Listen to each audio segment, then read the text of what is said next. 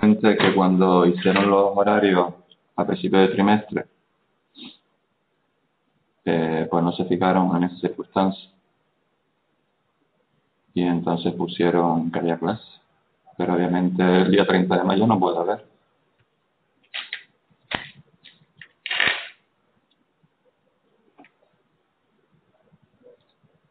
Vale. Ya te puse la tuya y puse las demás notas del examen del otro día.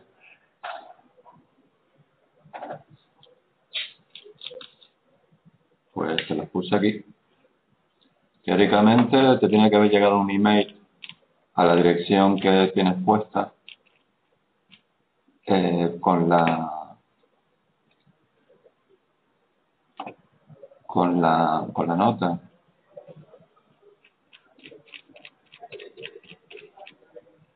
A ver.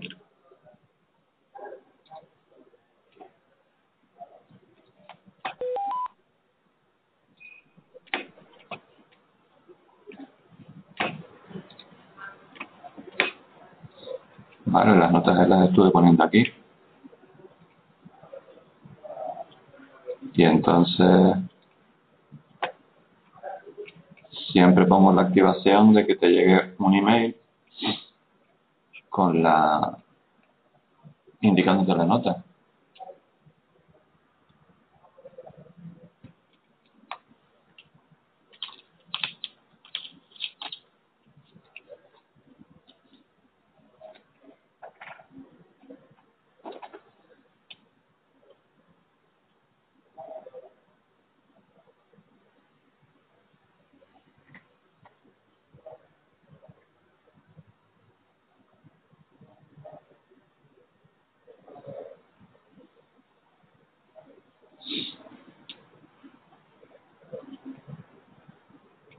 Vale, pero revisa entonces eso porque a lo mejor ves que pone aquí enviar emails de notificación, pero si no miras ese email que tiene, pues entonces a ver, aquí el email que aparece es suarez_emma@hotmail.com. Teóricamente tiene que llegar ahí.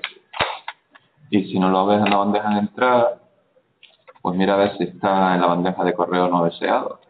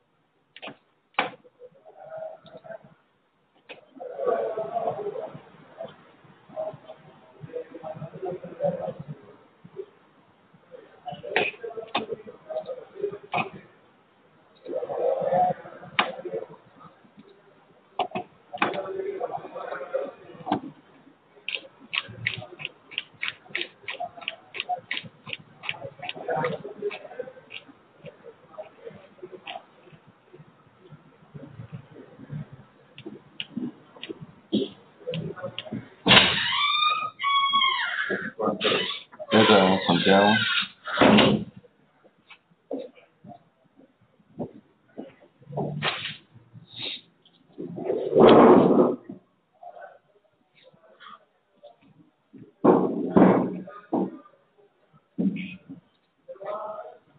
No hay nada nuevo en la plataforma, no he visto nada. ¿Que no has visto nada? Ningún tema nuevo. ¿Seguro? ¿No has visto este? No podía entrar mucho, pero ¿El contrato de compraventa? no suena. Te lo abrí la semana pasada y este lo abrí hoy. Vamos a ver, una cosa nueva.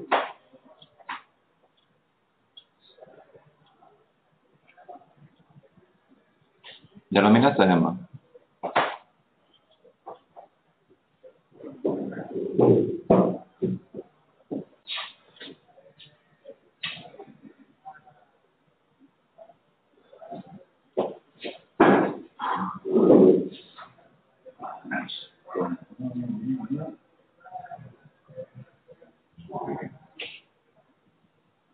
Vamos a ver, pero tú miraste tu correo y te ha llegado una notificación de que yo te he hecho una puntuación y todo esto. ¿Has entrado en tu correo o no?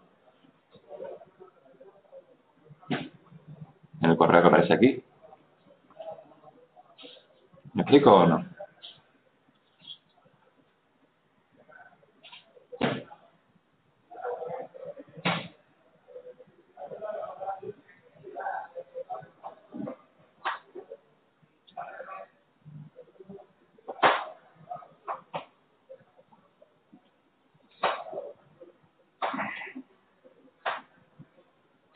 Bueno, vale, como quieras.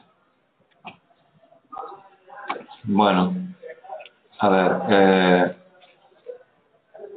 la clase de hoy es para ver los dos últimos temas que hay aquí en la unidad, en el módulo.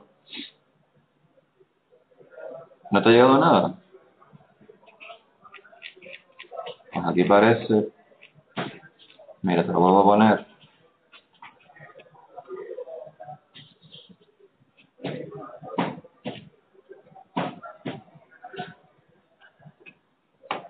Aquí aparece, como te dice la calificación.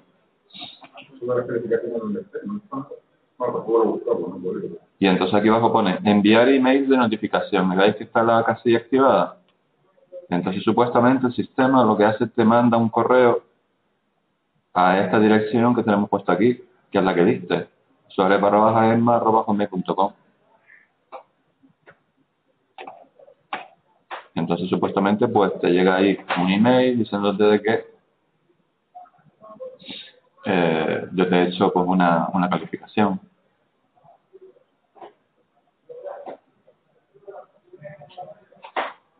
No, eso nada. Eso debe agregar por Facebook, Twitter, olvídalo. Nosotros no mandamos nada de eso.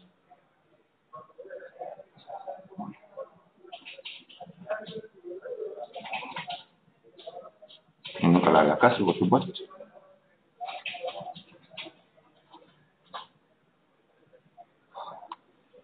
Vale, ok.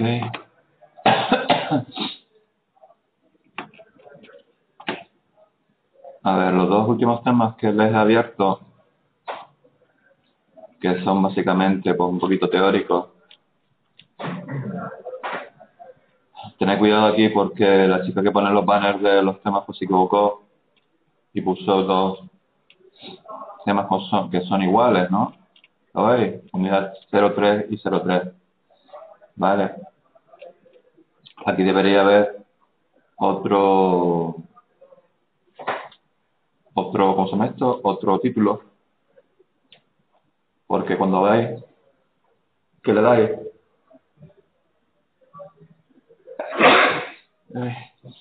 dais aquí al tema, aparece otro título que es el contrato de compraventa, ¿lo veis?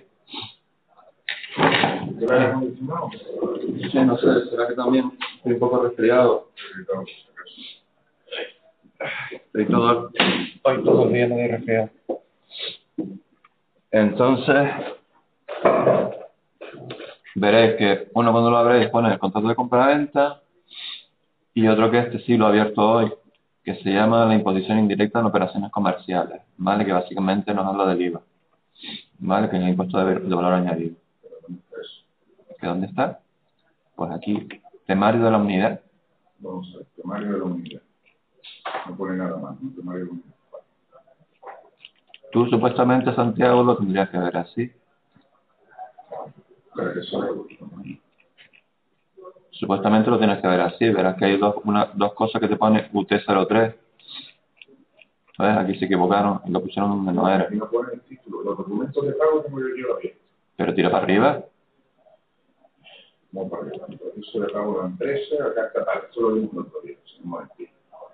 Más arriba. El proceso de compra. Esto es lo que dejó el ISO, el proceso de compra, ¿no? Documentos administrativos de la compraventa. Más arriba, temario de la unidad. Ahí. Y luego verás que en esta misma que pone los dos... No, lo que pasa es que la chica la que se encarga de poner lo que se llaman los banners son estas cositas que aparecen en estas imágenes, pues se equivocó y lo puso mal. Como ves, aquí pone 2 UT03, esto no puede ser así. Y aquí pone UT02. Yo le di una, ¿ves? Y aquí salta la 5, cuando debería aquí estar la 4. Y esto es UT04, UT03, UT02 y UT01. ¿Ves? Entonces ten cuidado con eso. Pues eso es lo que estaba diciendo. Vale. En posición indirecta no pertenece a marcar. Sí, pues tienes que coger el otro, que también pone el temario de la unidad, y te aparece. Derivadas de la compraventa. Pone derivadas. El otro que pone de... ¿Ves que hay 2 temas? El contrato de compraventa. El contrato de compraventa, ¿vale? Pero esto no dije la semana pasada, ¿no? Que yo recuerde, no. Lo abrí, porque la semana pasada estuvimos haciendo otras cosas. Si quieres lo puedes mirar en la clase que está colgada, ¿vale? Entonces, lo que pasa es que por ejemplo, este tema es más de leer, ¿vale? Básicamente, pues va aquí en primer lugar se define lo que es una empresa, que simplemente pues, es una actividad económica de producción en la que se combinan factores de producción. Los factores de producción básicos son el capital, la tierra y el trabajo. ¿Suena? Pero el capital no solamente se refiere al dinero, sino se refiere a todos, digamos, todos los bienes que se ponen cuando se funda una empresa, ¿vale? Y luego dice que bajo la dirección, responsabilidad y control del empresario para producir bienes y servicios que serán vendidos en el mercado con objeto de tener el máximo beneficio. Esta definición básicamente es una definición que engloba lo que se denominan las entidades. Lo que estaba diciendo también es más que tengas cuidado, Santiago, porque la semana que viene, jueves, es día 30, día de Canarias, y es fiesta. Vale, porque según es más, en la plataforma aparece como que hay clase. Y obviamente el día 30 de mayo no puede, por si acaso te vayas atrás con la duda. Y aquí pone con el objeto de obtener el máximo de beneficio. Si dice que aquí el objeto de la empresa es obtener el máximo de beneficio, básicamente lo que está diciendo es que esto es un tipo de empresas que se denominan lucrativas. ¿Vale? Que con su actividad lo que buscan que es obtener un beneficio o lucrarse. Una pregunta les quiero hacer a ustedes. ¿Tienen claro lo que es el concepto de beneficio? Pues todo el mundo habla de beneficio, pero no tenemos claro a lo mejor lo que es. No sé, yo creo que beneficio es una diferencia entre lo que se invierte en algo, digamos, y lo que se obtiene de más, por decirlo así. No sé. Algo que tú no tenías era un... Sí, es una diferencia. Por supuesto, es una diferencia. ¿Pero una diferencia de qué? En una empresa. ¿En una empresa de qué? Yo creo que de dinero, no sé, ¿no? De dinero podría ser. Por ejemplo, Carolina dice el margen de beneficio. Y Carolina, ¿cómo definirías entonces tú el margen? Entre la compra y la venta. ¿Vale? Vale, pero ¿qué se obtiene por una compra y qué se obtiene por una venta?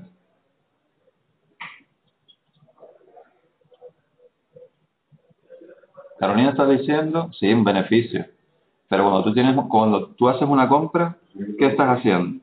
¿Estás incurriendo en qué? Y cuando tú haces una venta, ¿en qué estás incurriendo? Sí, muy bien. Cuando tú estás comprando, estás incurriendo en unos gastos. ¿Sí o no? Y cuando tú vendes, ¿en qué estás incurriendo? No. ¿Los gastos? No, no es eso, Emma. Cuando tú vendes, ¿qué pasa en la empresa? ¿Qué entra en la empresa? No sé, ingresos, no tengo Sí, exactamente. Ingresos. ¿Vale? Entonces un beneficio siempre es una contraposición entre los ingresos que tú tienes por las ventas, por los servicios que tú haces y los gastos que te genera pues realizar pues una compra. ¿Vale? Tú para poder vender primeramente tienes que comprar, ¿no? Entonces la compra conlleva una serie de gastos. ¿Vale? Entonces, para luego tú, cuando tú vendes, tú tienes unos ingresos de dinero. Entonces, como pone Emma, sí, exacto, lo que estoy poniendo yo aquí, ¿lo ves? El beneficio siempre va a ser la contraposición entre lo que ingresas por las ventas menos lo que te cuesta comprar aquellas cosas que luego vas a vender. Y aquellas otras cosas, aquellos otros gastos que tú incurres para poder llevar a cabo la venta. Es decir, no solamente es la compra, sino, por ejemplo, imagínense una empresa de producción que fabrique una cosa, que fabrique, por ejemplo, un coche, ¿vale? No solamente tiene que comprar las materias primas, sino va a incurrir en otros gastos como puede ser personal, como puede ser luz, como puede ser agua, como puede ser alquileres, y todo esto va a ir aquí dentro de la cuenta de gastos. Por lo tanto, el beneficio siempre va a ser una contraposición, como decía Carolina al principio, pero le faltaba afinar un piquitín, una diferencia entre lo que se ingresa por las ventas menos los gastos que tú incurres para poder llegar a esa venta. ¿Vale? Pues tenganlo bien claro. Esto lo de, y entonces por aquí podemos ir también, si lo asociamos en unidades, digamos, unitarias, al concepto de margen. Concepto de margen comercial de un producto es lo que tú obtienes de ingresos al vender un producto menos lo que te cuesta. ¿Sí o no? Tú vendes a 5 y resulta que el producto me ha costado a 3, ¿cuál es mi margen? 2, ¿vale? Lo que se denomina margen comercial, ¿vale? Esto por aquí lo veremos ahora un poquito más abajo, ¿vale? Entonces, esto es lo que se refiere a empresas lucrativas que van a obtener un beneficio. Pero recuerden también de que hay empresas que su objetivo no solamente es lucrarse, sino pueden tener otros objetivos que no es el máximo beneficio. Por ejemplo, piensen en aquellas empresas, como ponen aquí, que prestan servicio a los ciudadanos o pretenden obtener lo que se denomina beneficios sociales. Por ejemplo, Caritas no creo que sea una empresa que lo que le interese, una organización que lo que interese sea sacar el máximo beneficio de la actividad que hace. ¿Qué creen ustedes? Es una organización. Porque claro, depende de los demás. Solo recibe subvenciones en un sentido. Sí, pero lo utiliza para realizar, pues supuestamente, pues unos fines sociales o de asistencia social, que actualmente, por ejemplo, el Estado pues no ofrece. ¿Vale? Exacto, es una organización no lucrativa. ¿Vale? Entonces, otra cosa que también es importante es que las empresas muchas veces lo que hacen es un proceso de creación de valor. Eso tiene que ver luego con lo que se denomina la imposición indirecta, que se refleja en dentro del panorama impositivo en español, en dos impuestos, que son el IVA e el IBI. Cuando pone IVA, IVA significa impuesto de valor añadido.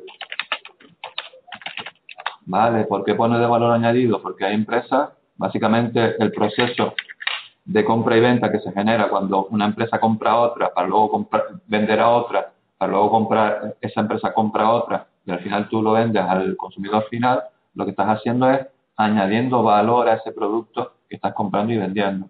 Entonces, ese impuesto lo que grava precisamente es esas diferencias de valor. ¿Vale? Así, a lo mejor, dicho de esta manera, a lo mejor no lo entienden muy bien. Pero imaginen, por ejemplo, una empresa, la cadena que se exige para por ejemplo, fabricar una silla o un mueble, desde que se corta la madera en el bosque hasta que luego llega la silla al consumidor final. Esa silla, para poder hacerse, ha tenido que pasar por una serie de intermediarios, como puede ser un aserradero, como puede ser una carpintería, como puede ser una tienda, ¿vale? Pero cada uno de esos intermediarios, en sus procesos productivos respectivos, lo que hace es ir creando, es decir, por ejemplo, el aserradero lo que hace es coger el árbol, lo tala, la madera le quita las ramas, la desbroza, lo que sea, ¿vale? Y, por ejemplo, la deja hecha listones ¿para qué? Para que luego se vaya a la carpintería. Entonces estás cambiando el producto que vas a hacer, que es la silla, pero en ese proceso lo que estás haciendo es creando un valor, ¿vale? Porque después, por ejemplo, ese listón llega a la carpintería y ese listón de madera entra como listón, pero luego sale como silla. Con lo cual, el producto, es decir, en este caso el producto silla, ese producto de pasar madera a pasar silla se ha incrementado de valor, ¿vale? Pues lo que grava estos impuestos es precisamente esta cadena de valor añadido. ¿vale? Entonces, por eso dice aquí que las empresas lo que hacen muchas veces es creación de valor, ¿vale? Dice, las empresas realizan actividades que incrementan el valor de los bienes y servicios para comercializarlos en el mercado. Fíjense, por ejemplo, aquí dice, una naranja en una huerta tiene menos valor que en la frutería del barrio, o convertida en zumo y envasada y puesta en la venta en el supermercado. Su gente no lo entiende bien, pero bueno. Es un poco rarito de entender el concepto, pero básicamente el impuesto lo que graba es esto. El valor añadido que por el paso de los sucesivos agentes se incrementa ese valor, ¿vale? Y como se va incrementando ese valor, pues lo que va haciendo el impuesto es grabando ese incremento de valor, ¿vale? No sé si han oído hablar del IVA soportado y el IVA repercutido. ¿Suena? Pues entonces precisamente graba eso, esos incrementos de valor que se van generando, ¿vale? Dice, en todo proceso han intervenido varias empresas que han hecho que el bien haya aumentado su capacidad para satisfacer las demandas de los consumidores. Desde este punto de vista, crea utilidad, ¿vale? Luego aquí nos habla del ciclo de producción y ciclo comercial de las empresas. Aquí dice, toda actividad de una empresa se divide básicamente en dos ciclos, uno de producción y otro de comercial. Y paralelamente hay un ciclo económico de cobros y pagos. Es decir, una empresa, por ejemplo, que fabrica bloques de cemento para paredes de edificios, ¿vale? Obviamente tendrá por un lado un ciclo de producción que lo que hará es que comprar las materias primas, que en este caso para fabricar un bloque de cemento, porque materias primas podríamos coger, porque para materias primas podríamos pensar que tiene eso. Sí, cemento y qué más. Los bloques esos llevan como una... Por ejemplo, los bloques estos que se usan, los pequeñitos que se usan para hacer las paredes. Sí, pero es una mezcla de... Sí, cemento, agua.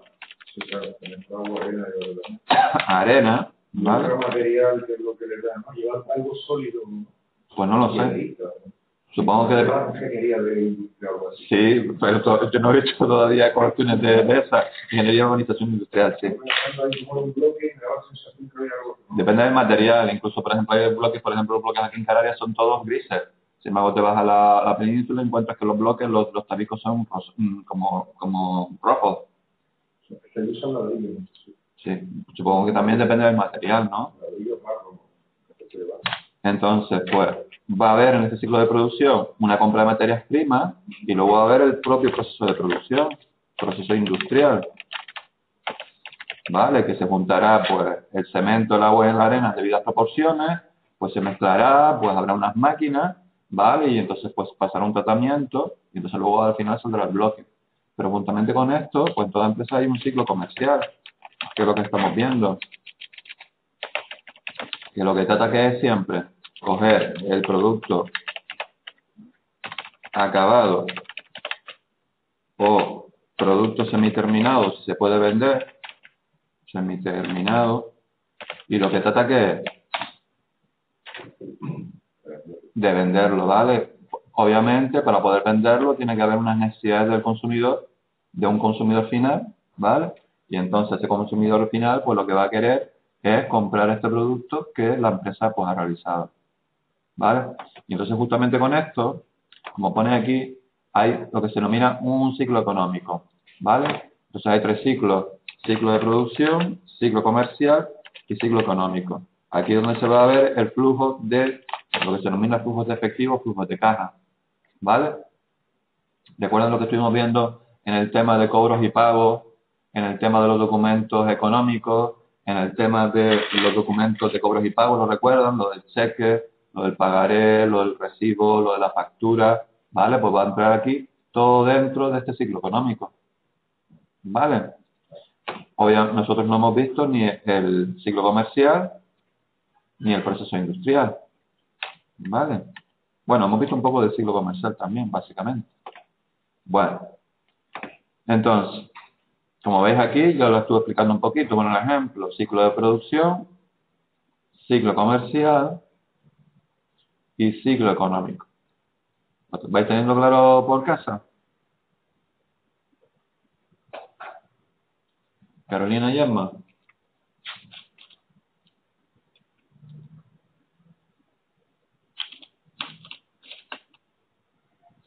Vale.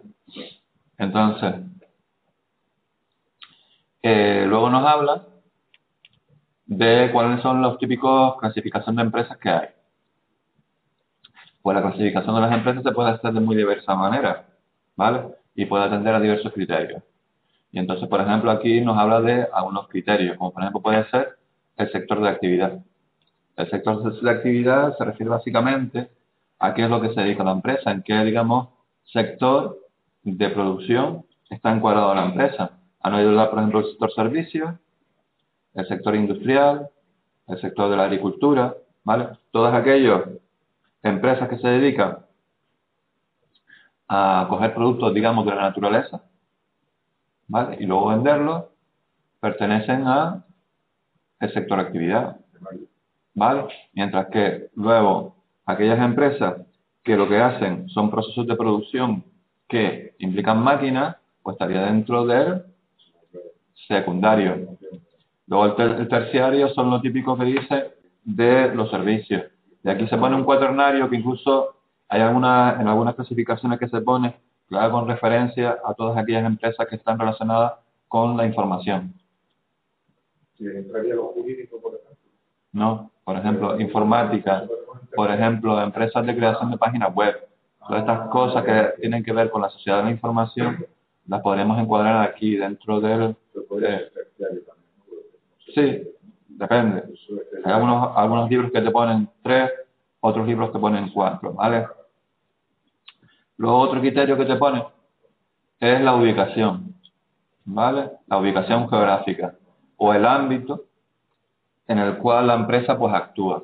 No es lo mismo una pyme que actúa solamente en Gran Canaria que una empresa que actúa en toda España. O por ejemplo Pepsi-Cola, que lo que hace que es actuar en todo el mundo. Por eso se dice que es multinacional, porque es muchas naciones, ¿vale? Lo otro criterio es según la propiedad que tengan los, digamos, los accionistas propietarios de la empresa. Si la mayoría de propietarios son personas o empresas privadas, pues entonces sería lo podemos clasificar las empresas como privadas. Y si la mayoría del accionariado lo tiene el Estado, que cada vez es menos actualmente, pues entonces sería una empresa pública, ¿vale? Y luego después también nos dice que también otro criterio de no, es que las empresas también se pueden clasificar según el número de propietarios que tengan en dos grandes grupos.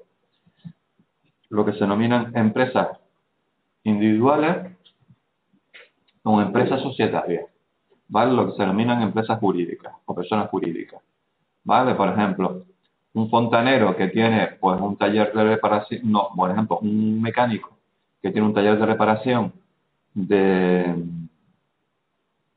coches, ¿vale? Y tiene su negocio y el negocio está su nombre, pues sería una empresaria individual. Un fontanero que tiene un negocio de fontanería, pues una empresa individual, ¿vale? Pero si luego se ponen, por ejemplo, varias personas de acuerdo, aportan capital y montan, por ejemplo, un taller que se llame, pues, Mecánicos Asociados Sociedad Limitada, eso ya no sería una empresaria individual, sería una sociedad y por lo tanto sería una persona jurídica, ¿vale? Es un ente que se crea de forma que ese ente es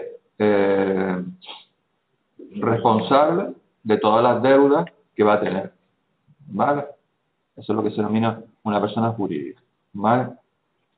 Aquí nos dice que lo que nos interesa a nosotros es según la forma jurídica de la empresa, el número de socios, el capital mínimo y la responsabilidad que se asumen, que son diferentes. Aquí es lo que ella entra, lo típico que se suele decir, que una empresa sociedad limitada, sociedad anónima limitada, sociedad limitada, ¿vale? También, por ejemplo, están las sociedades anónimas laborales, ¿me suena? Las sociedades limitadas laborales, ¿vale? Las sociedades comunitarias, las sociedades cooperativas, ¿vale? Pues está aquí dentro, según su forma jurídica, ¿vale? Luego nos habla de la organización de las empresas. Obviamente, si las empresas son un conjunto de factores productivos de trabajo, capital, personal, etcétera, etcétera, de tierra, lo que sea, ¿vale? Pues resulta que para poder funcionar esas empresas necesitan algún tipo de organización, ¿vale? Entonces, la típica organización que suele ver es lo que se denomina departamento. ¿Le suena la palabra organigrama? ¿Suena o no? Sí. Vale, pues si le suena, ¿me lo podrían definir? No. Pues entonces no te suena. Es una representación gráfica de la organización de la empresa. Bueno, de cualquier organización.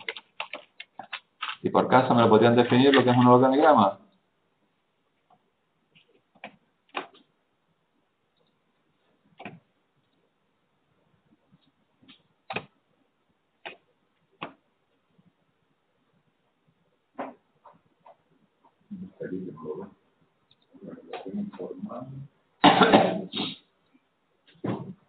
Sí, bueno, es, como estaba diciendo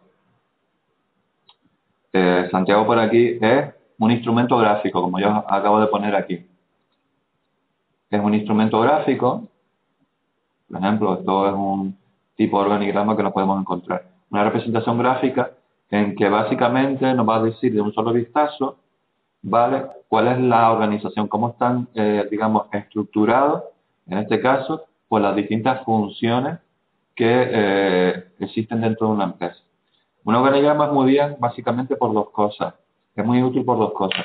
Porque uno, nos expresa lo que pone aquí en el manual, que es lo que se denomina, perdón, lo que se denomina la jerarquía, ¿vale? Es decir, nos dice de un solo vistazo quién tiene más poder y quién tiene menos poder. Quién manda sobre quién, ¿vale? Por ejemplo, aquí vemos que básicamente quien manda más es la Asamblea General, ¿vale? Y debajo de aquí está la Junta Directiva, debajo de aquí el presidente y la Secretaría General, perdón. Y luego los menos que mandan son los que están más abajo. En este caso, pues tenemos un auxiliar administrativo, profesorado, secretaría, eso no está en el manual, ¿eh? Yo lo acabo de poner. Auxiliar administrativo, técnico de asesoría laboral, auxiliar administrativo y así. Y en medio hay unos responsables de estos departamentos, ¿lo veis? ¿Sí o no? ¿Sí? Pero una cosa, arriba la rama esta que sale de varias partes, ¿eso significa algún tipo de jerarquía o son todos de igual? No, esto, el problema de, a ver, el problema no. Yo no entiendo con estas cosas, aunque parezca muy gráfico, pero a mí no. Sí, bueno, tampoco es muy difícil. A ver, te lo explico. Mira, a ver, básicamente, esto es lo que se denomina una organización lineal, ¿vale? Una organización lineal jerarquizada arriba hacia abajo. Eso se ve claro ahí. ¿Vale? Es lineal, ¿vale? Pero resulta que a veces, en las organizaciones de las empresas, es decir, estos son los departamentos que dirigen, las personas o los departamentos que dirigen y estos son los que, digamos, hacen las funciones. Pero resulta que hay veces en que resulta que hay determinados departamentos, hay determinadas personas que ocupan un cargo en las empresas, que resulta que no pueden encajarse ni en los que mandan, ni en los que hacen las cosas, sino que tienen una labor intermedia. ¿Por qué? Porque lo que prestan básicamente es un asesoramiento. Es decir, son asesores, por ejemplo. Tiene que ver la de prensa con la jerarquía, con la función que hace y está. Entonces, por ejemplo, un típico, es lo que se denominan departamentos de staff. Staff con dos S. ¿Vale? Entonces, estos departamentos de staff suelen estar aquí, en estas ramas accesorias. Entonces, por ejemplo, imagínense, aquí no se pone, pero imagínense que, por ejemplo, aquí habría un departamento informático. En una empresa siempre va a haber ordenadores, ¿vale? Pero claro, esos ordenadores, ¿vale? Van a tener que estar gestionados, o sea, redes, van a tener que estar gestionadas por una persona. Y esa persona o ese departamento va a, digamos, a prestar servicios tanto a los que están aquí abajo como a los que están aquí arriba, porque todos usan las mismas redes. Un tema de jerarquía ahí, sino técnico, simplemente un servicio. De asesor. O, por ejemplo, imagínense un abogado. Claro. Un abogado jurídico que, por ejemplo, tiene que prestar asesoramiento. O sea, lo que llaman el departamento gestal se refiere a eso. Básicamente son departamentos asesores que se encargan de determinadas cosas como eso. Que prestan que prestan ayuda y asesoramiento al conjunto de todos los demás departamentos, pero no tienen, digamos, una jerarquía. Aquí, por ejemplo, aunque esté aquí, digamos, no es que mande sobre sino que presta apoyo y asesoramiento a estos que están aquí abajo, pero también lo aportan a los que están aquí arriba. Entonces, por eso se le ponen aquí en estas patas que están por fuera. Por fuera no, a los lados, diciendo que están en medio y que prestan apoyo y ayuda a todos los demás, tanto a los de arriba como a los de abajo. ¿Vale? Pues esos son departamentos staff, ¿vale? Básicamente lo que hacen es asesorar y prestar ayuda, ¿vale? Entonces, un organigrama lo que hace, por un lado, representa la estructura, pero por otro lado es importante también saber es que nos dice lo que se denomina las líneas de comunicación. Es decir, en toda empresa, para que pueda funcionar, tiene que haber una comunicación entre las personas que mandan y las que tienen que realizar las tareas, o viceversa, ¿vale? Porque, por ejemplo, el que está aquí abajo, el técnico de asesoría laboral, pues necesita saber cómo tiene que hacer sus tareas, o necesita en algún momento, pues, pedirle o preguntarle cosas al responsable de asesoría laboral. Entonces, sabemos que esta persona se va a comunicar directamente con el responsable, y luego el responsable recibirá las órdenes de ¿quién? De la Secretaría General. Es decir, que la comunicación irá, en este caso irá a Asamblea General, Junta Directiva, Presidente, Secretaría General, pasará por el responsable de asesoría y luego se lo comunicará aquí debajo. Pero sin embargo, por ejemplo, aquí, por ejemplo, el responsable informático no está aquí debajo. Por ejemplo, el responsable de asesoría fiscal, pues se comunicará con estos tres. Pero, como veis, por ejemplo, el presidente nunca se va a comunicar directamente ¿con quién? Con el administrativo de facturación, sino que la comunicación va a ir descendente, se va indicando las líneas de comunicación. Básicamente sirve para esas dos cosas, para ver de un vistazo la estructura y por otro lado para ver las vías de comunicación. ¿Vale? ¿Te han dado la asignatura de comunicación, atención al cliente o algo así? Una asignatura de comunicación en la empresa, también sí. ¿Te lo dieron? Sí. ¿Sí? ¿No les hablaron de esto? Sí, sí me dio eso. ¿Como con Bea? Ah, vale. Ay, ¿qué pasó aquí?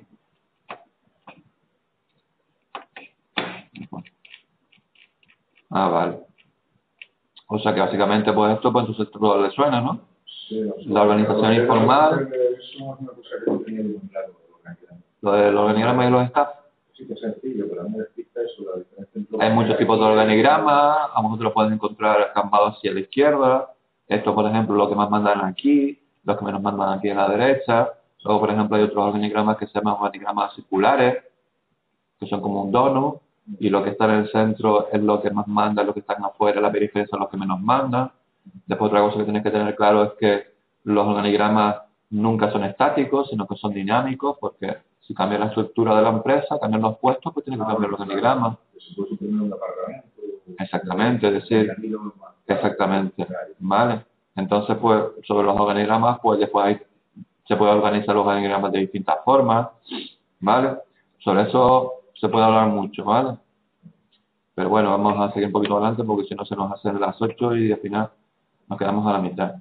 Luego les hablo aquí de la organización informal, ¿vale? ¿Sabéis lo que es la organización informal? Aquellas organizaciones o aquellos grupos que digamos que se forman de una manera espontánea dentro de la empresa y que surgen de las relaciones mutuas que se producen entre los trabajadores, pero en su interactuación diaria y que están al margen de lo que se denomina la organización formal, ¿vale? La organización formal es la que tiene establecida dentro de la empresa, o cómo se hacen las cosas, o cómo, por ejemplo, se hacen las comunicaciones, pero siempre en todas. Se está dando ahí un montón el sol de Santiago. Pero también existen las organizaciones informales, que son las típicas que surgen de las comunicaciones en toda empresa, ¿vale?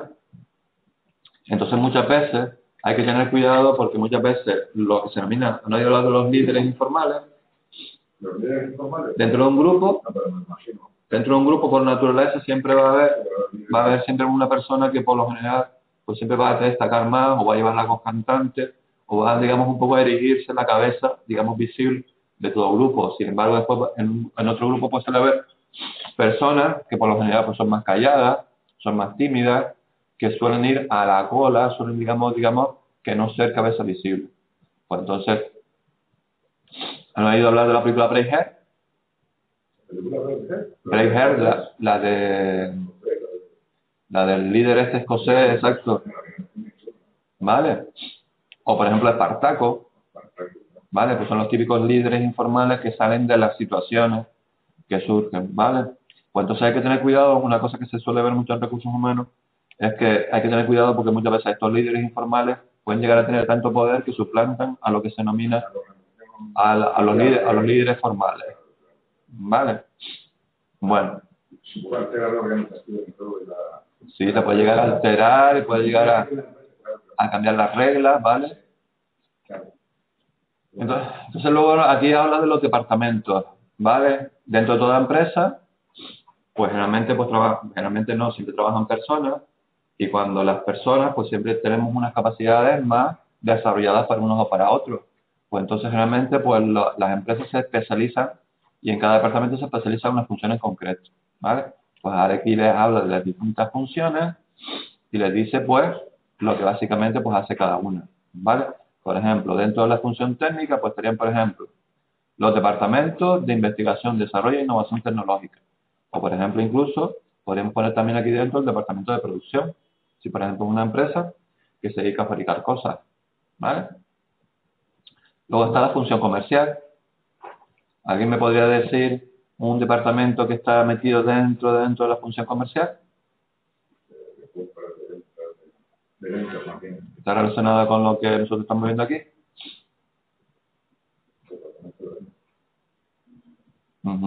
¿Y por caso qué me dicen?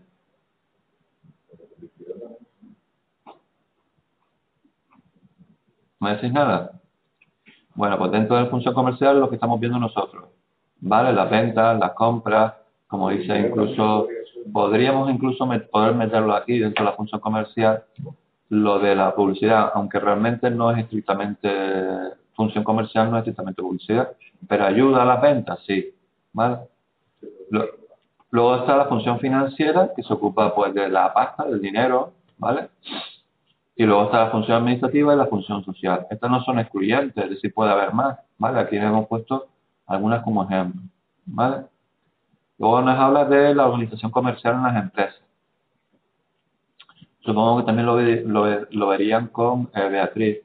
La organización por funciones, la organización por productos, la organización geográfica y la organización por clientes y la organización mixta. ¿Qué significa esto? Por ejemplo, la organización geográfica.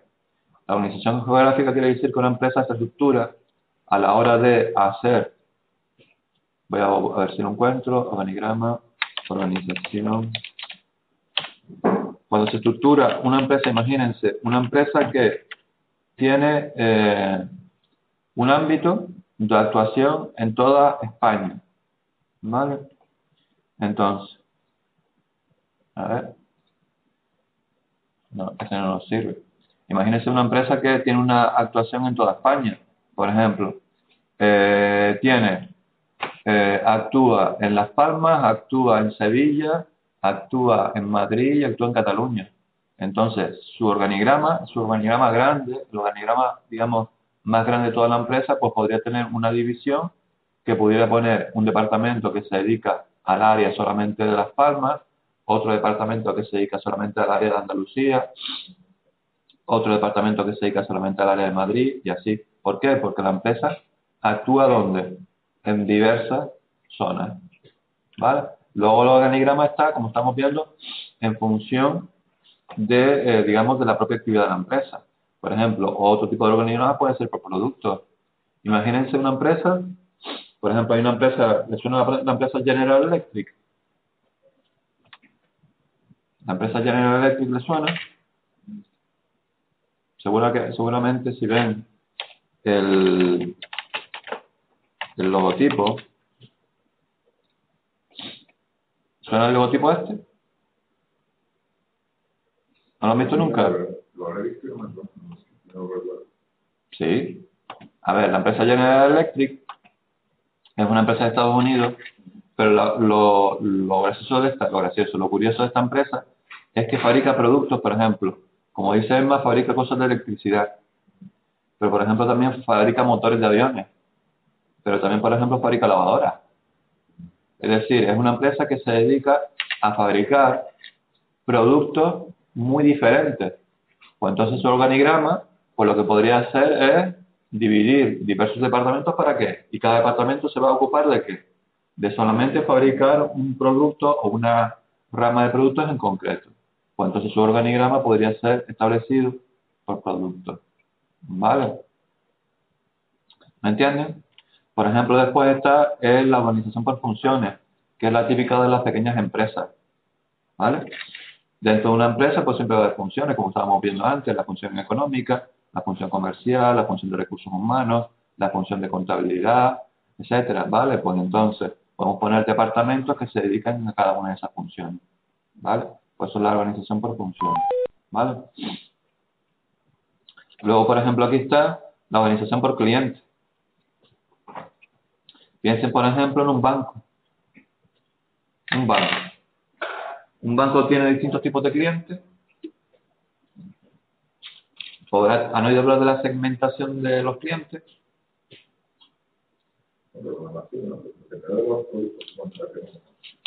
¿No me escuchas? Pues resulta que, Emma, te has caído. Ya estoy viendo lo que es. Te has caído de la zona de asistente por teléfono. Por eso no me escuchará. A ver, chanas. Ahora sí. Te habías desconectado. ¿Vale? ¿Qué es una organización por cliente? Imagínense. Un banco. En un banco, pues habrá gente de muy diversos ámbitos que se dedica a poner su dinero allí. Imagínense. Jubilados. Imagínense. Personas jóvenes. Imagínense. Personas. ¿Ya? Ay, perdón. Perdón. Ay. Imagínense, por ejemplo, personas que ya tienen un trabajo y están pidiendo una hipoteca. ¿Vale? Entonces, ¿qué pasa? Que son personas que, por ejemplo, en un banco van a pedir distintos tipos de productos. Por ejemplo, el jubilado, a lo mejor lo que le interesará es tener un plan de pensiones. Por ejemplo, a la persona que está trabajando y que quiera comprar una casa, le interesará tener una hipoteca. A la persona joven, a lo mejor lo que le interesará, pues buscar productos que el banco le dé. O, por ejemplo, como dice Emma también, el apartado de la salud. Una empresa que se dedica al negocio de la salud. Por ejemplo, yo que sé, una clínica privada. ¿Vale? Pues habrá clientes que son mayores, clientes niños y clientes pues que no estén ni chicha ni limonada. Entonces, pues esa empresa le va a ofertar según el tipo de clientes, cada cliente tendrá sus propias necesidades. ¿Vale? Pues tendrá que productos, aseguradoras también. ¿Vale? Pues entonces la organización de la empresa se puede hacer por cliente. ¿Vale? Se puede estructurar este organigrama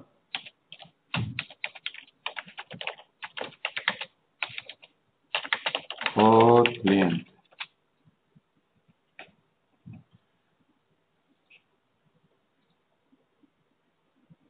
Por ejemplo, esta que acabo de poner, esta es por funciones, ¿lo ves?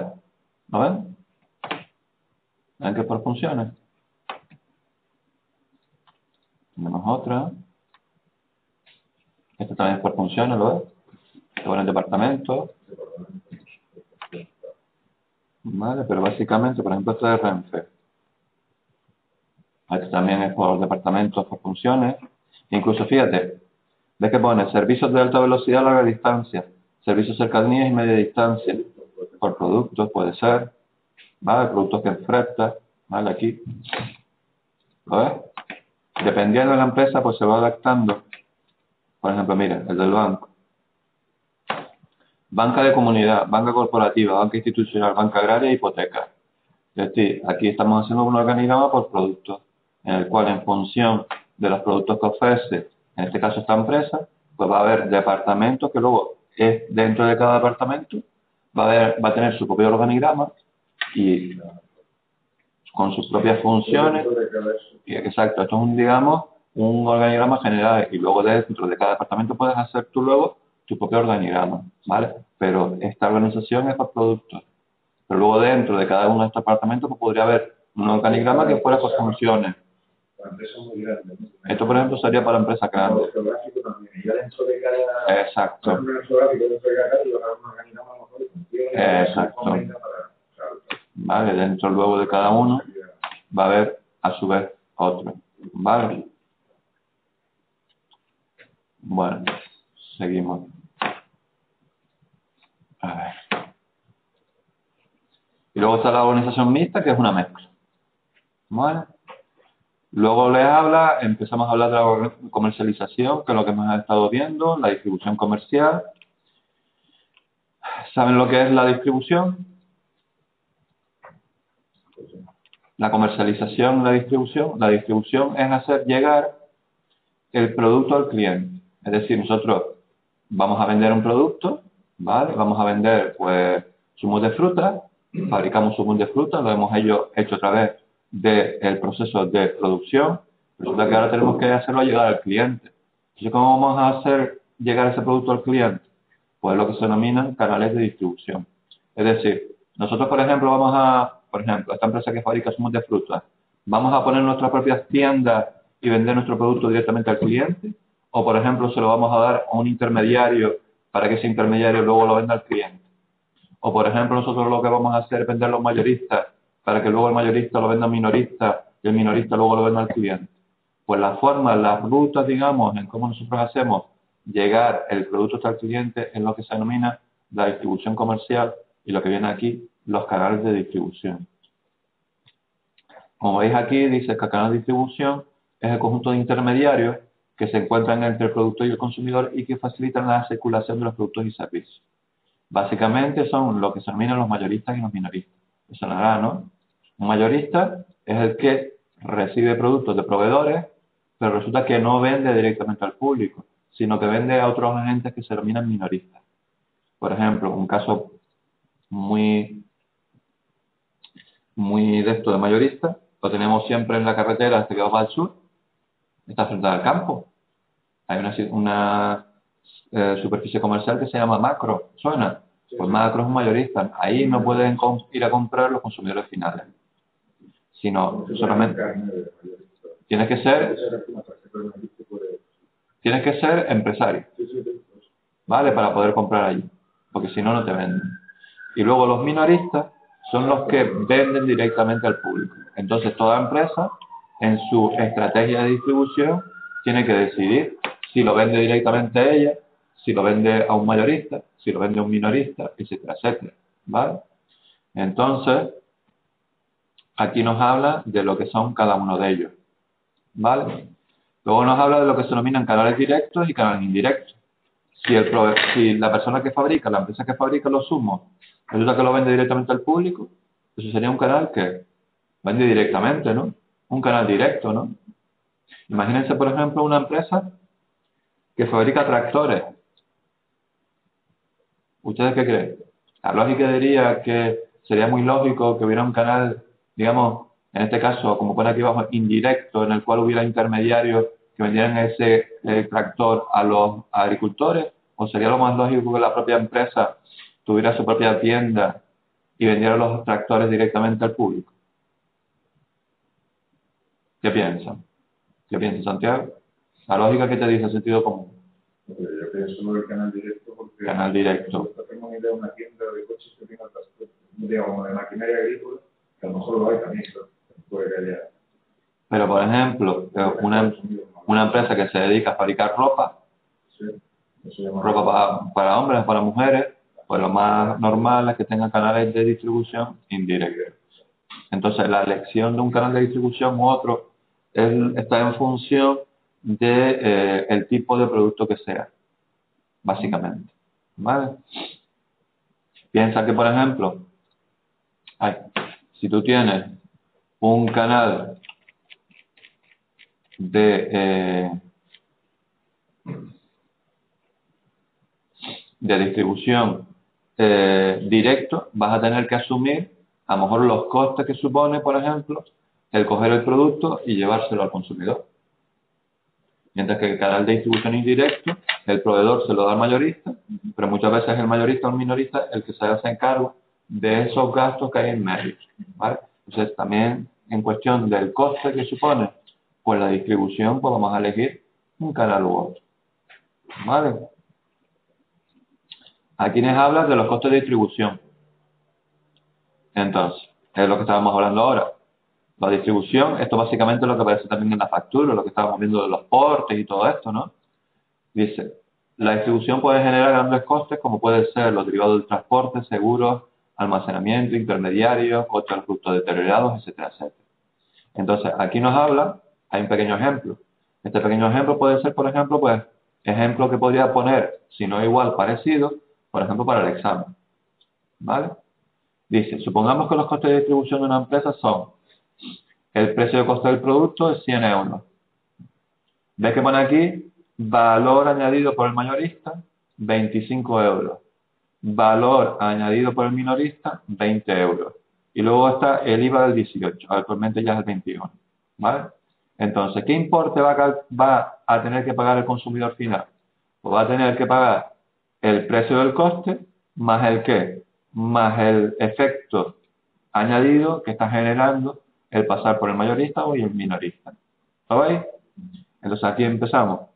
100 euros. Pero resulta que el mayorista le da un valor añadido de 25. Por lo tanto, ¿cuánto va a ser, digamos, el valor que va a tener el producto ahora cuando sale del mayorista? 125 euros. Pero resulta que cuando llega el minorista le añade un valor de ¿cuánto? De 20. Por lo tanto, vamos a tener que, al final del minorista, va a salir con un valor añadido de 145, ¿vale? Pero resulta que además, el Estado, por haber generado este valor añadido, ¿vale? Resulta que el Estado se lleva un porcentaje de eso. Entonces, por aquí es por donde aparece el famoso IVA, o el famoso IGI, ¿vale? Entonces, veis que recordad que siempre el IVA o el IGI se calcula sobre la base imponible, que en este caso la base imponible final sería 145, ¿lo veis o no? Entonces, veis que pone 145 más el 18% de IVA. Veis que pone 145 más el 18% de 145. Sale 26,10 y sale 171,10. Con lo cual, realmente, lo que soporta al final el consumidor es esto. ¿Lo ves o no? Entonces, el consumidor paga por el producto 171,10, de los cuales 100 corresponden al fabricante, 45 al valor añadido en la distribución y 26,10 lo paga Hacienda en concepto de IVA. ¿Vale? Luego les habla de los cálculos de los márgenes. ¿Un margen qué es? Pues siempre es la diferencia entre lo que pone aquí, lo que se vende, y lo que nos ha costado. Es lo que yo dije antes, básicamente lo podemos asociar con la concepción esta. Margen comercial, los ingresos menos lo que nos cuesta conseguir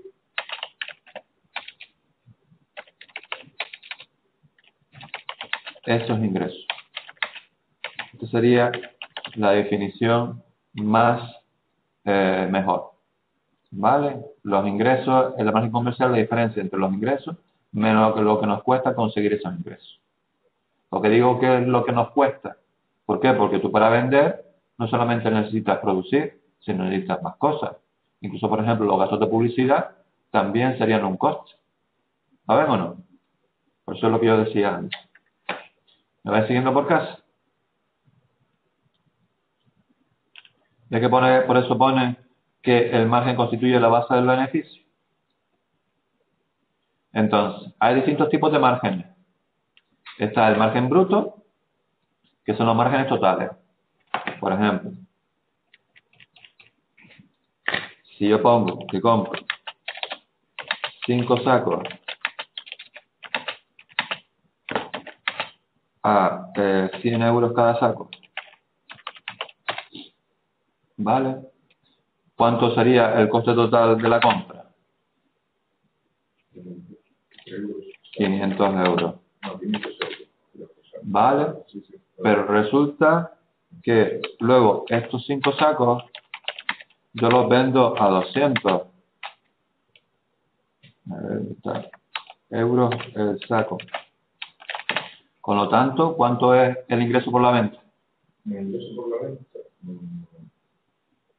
Esto, 1.000 euros, ¿no? 1.000 euros. Entonces, nuestro margen, pero en este caso, como pone aquí, margen bruto, a ver, margen bruto, pues sería 500 euros. ¿Vale? Como ves, dice, es la diferencia entre el importe de los ingresos derivados de las ventas de un producto o servicio y el importe de los costes de la compra o producción del mismo. Es lo que hemos hecho aquí. Esto fue lo que me costó, esto fue lo que conseguí por la venta. Entonces, la diferencia es lo que se denomina margen bruto. Luego aquí nos habla del margen bruto unitario. Por eso siempre yo les estaba diciendo, siempre he sido muy machacón con lo de los euros, euros por saco, euros por unidad, lo que sea. Margen bruto unitario nos está diciendo cuánto es el margen, pero por una unidad. Entonces, si yo, por ejemplo, quisiera en este caso sacar el margen bruto unitario, sería coger el margen bruto y dividirlo entre el número de unidades que he vendido. 100 ¿qué? 100, por eso siempre les ponía y decía 100 euros saco. 100 euros saco, por eso pone, es por un saco. Sí, claro.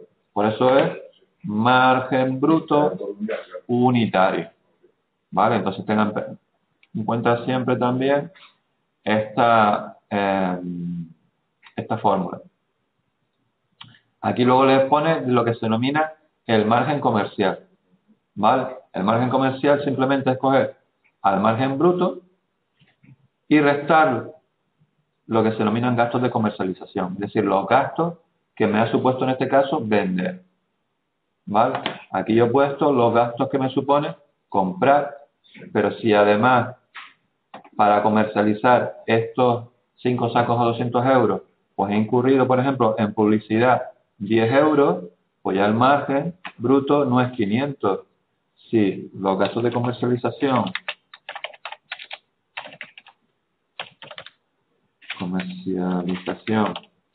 para yo poder vender estos 5 sacos han sido 10 euros porque he incurrido, por ejemplo, en un gasto de publicidad, pues el margen comercial, ¿cuál va a ser? ¿Cuál va a ser el margen comercial? 10 euros en total. Sí.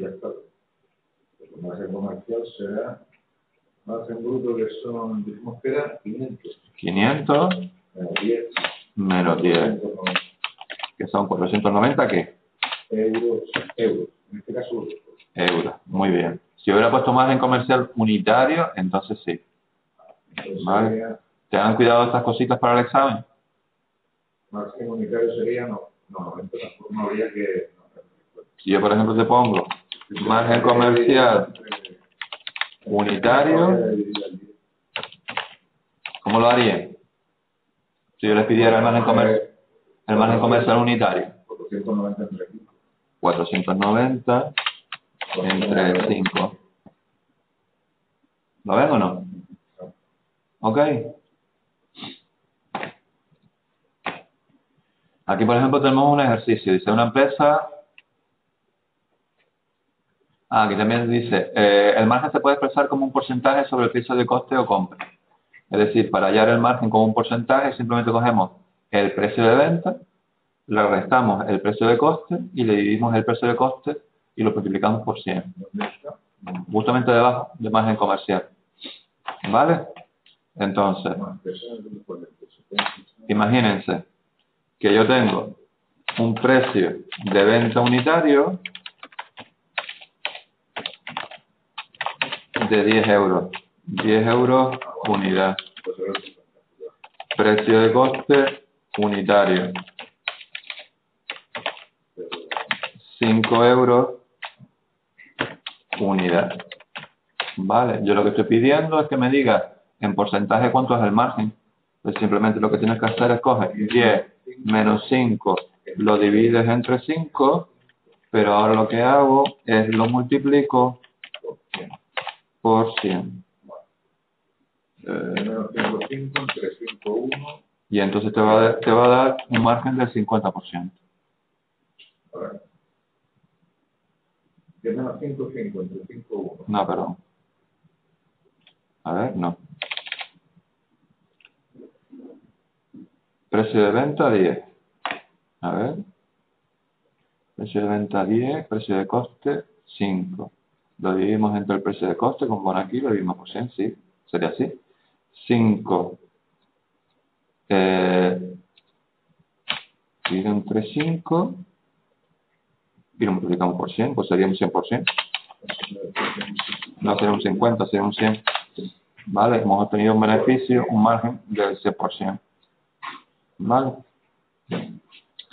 ¿Qué más? Aquí, por ejemplo, vamos a ver esto. Dice, una empresa ha vendido 10.000 euros de un producto a 7 euros la unidad.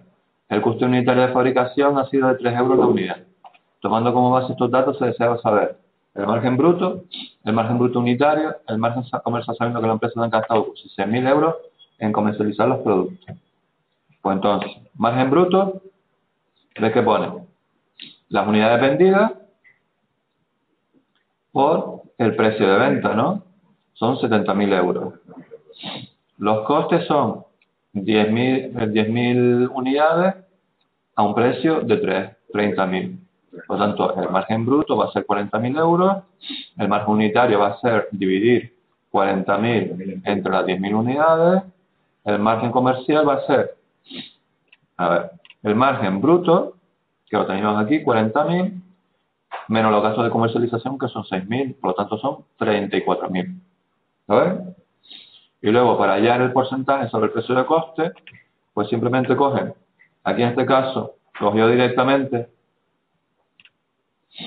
el total de unidades. Cogió el total de unidades, no, el total de ingresos. Cogió 70.000 que hemos obtenido por la venta, 30.000 que hemos obtenido por la compra, por el coste.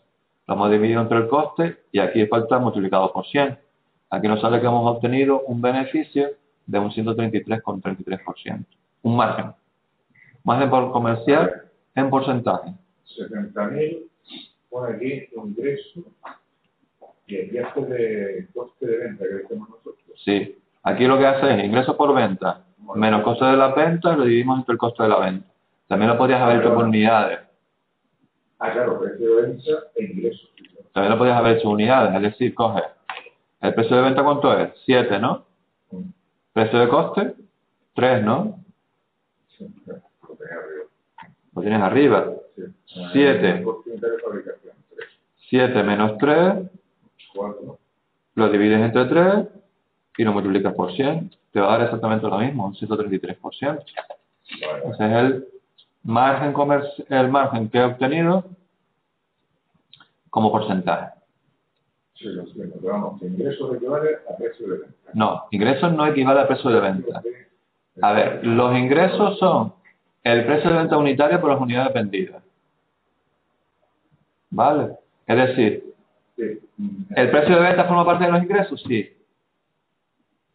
Pero entonces aquí al aplicar el tema este de... A ver, lo que pasa es que aquí, a ver, lo puedes hacer como lo hicieron aquí, que es cogiendo los ingresos totales y los costes totales. A ver, los ingresos totales, que es lo que hicieron ahí, es las unidades que se venden, unidades vendidas por el precio de venta. Como ves aquí, los ingresos totales, dentro de los ingresos totales está el precio de venta. ¿Vale? Pero los ingresos totales, es decir, los ingresos que estás poniendo ahí, no son el precio de venta. Ten cuidado que los precios de venta siempre son unitarios. Los ingresos son totales. El precio de venta es 7. Aquí está. El precio de venta es 7. 7. El precio de venta es 7. Como lo dijiste tú antes, 7 menos... Exacto. 3. Por eso lo hice ahora. Y él lo ha hecho así. Él lo ha hecho por ingreso. Aquí en el manual yo te lo puse por ingreso. Como me guío por las fórmulas, mejor... Vale, pues tú lo haces por los precios unitarios y ya está.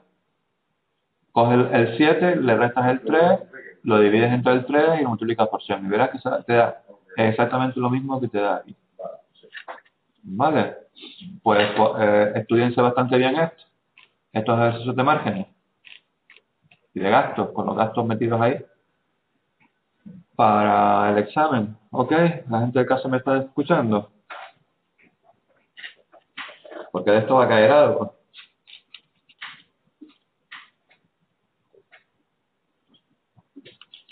¿Me escucháis?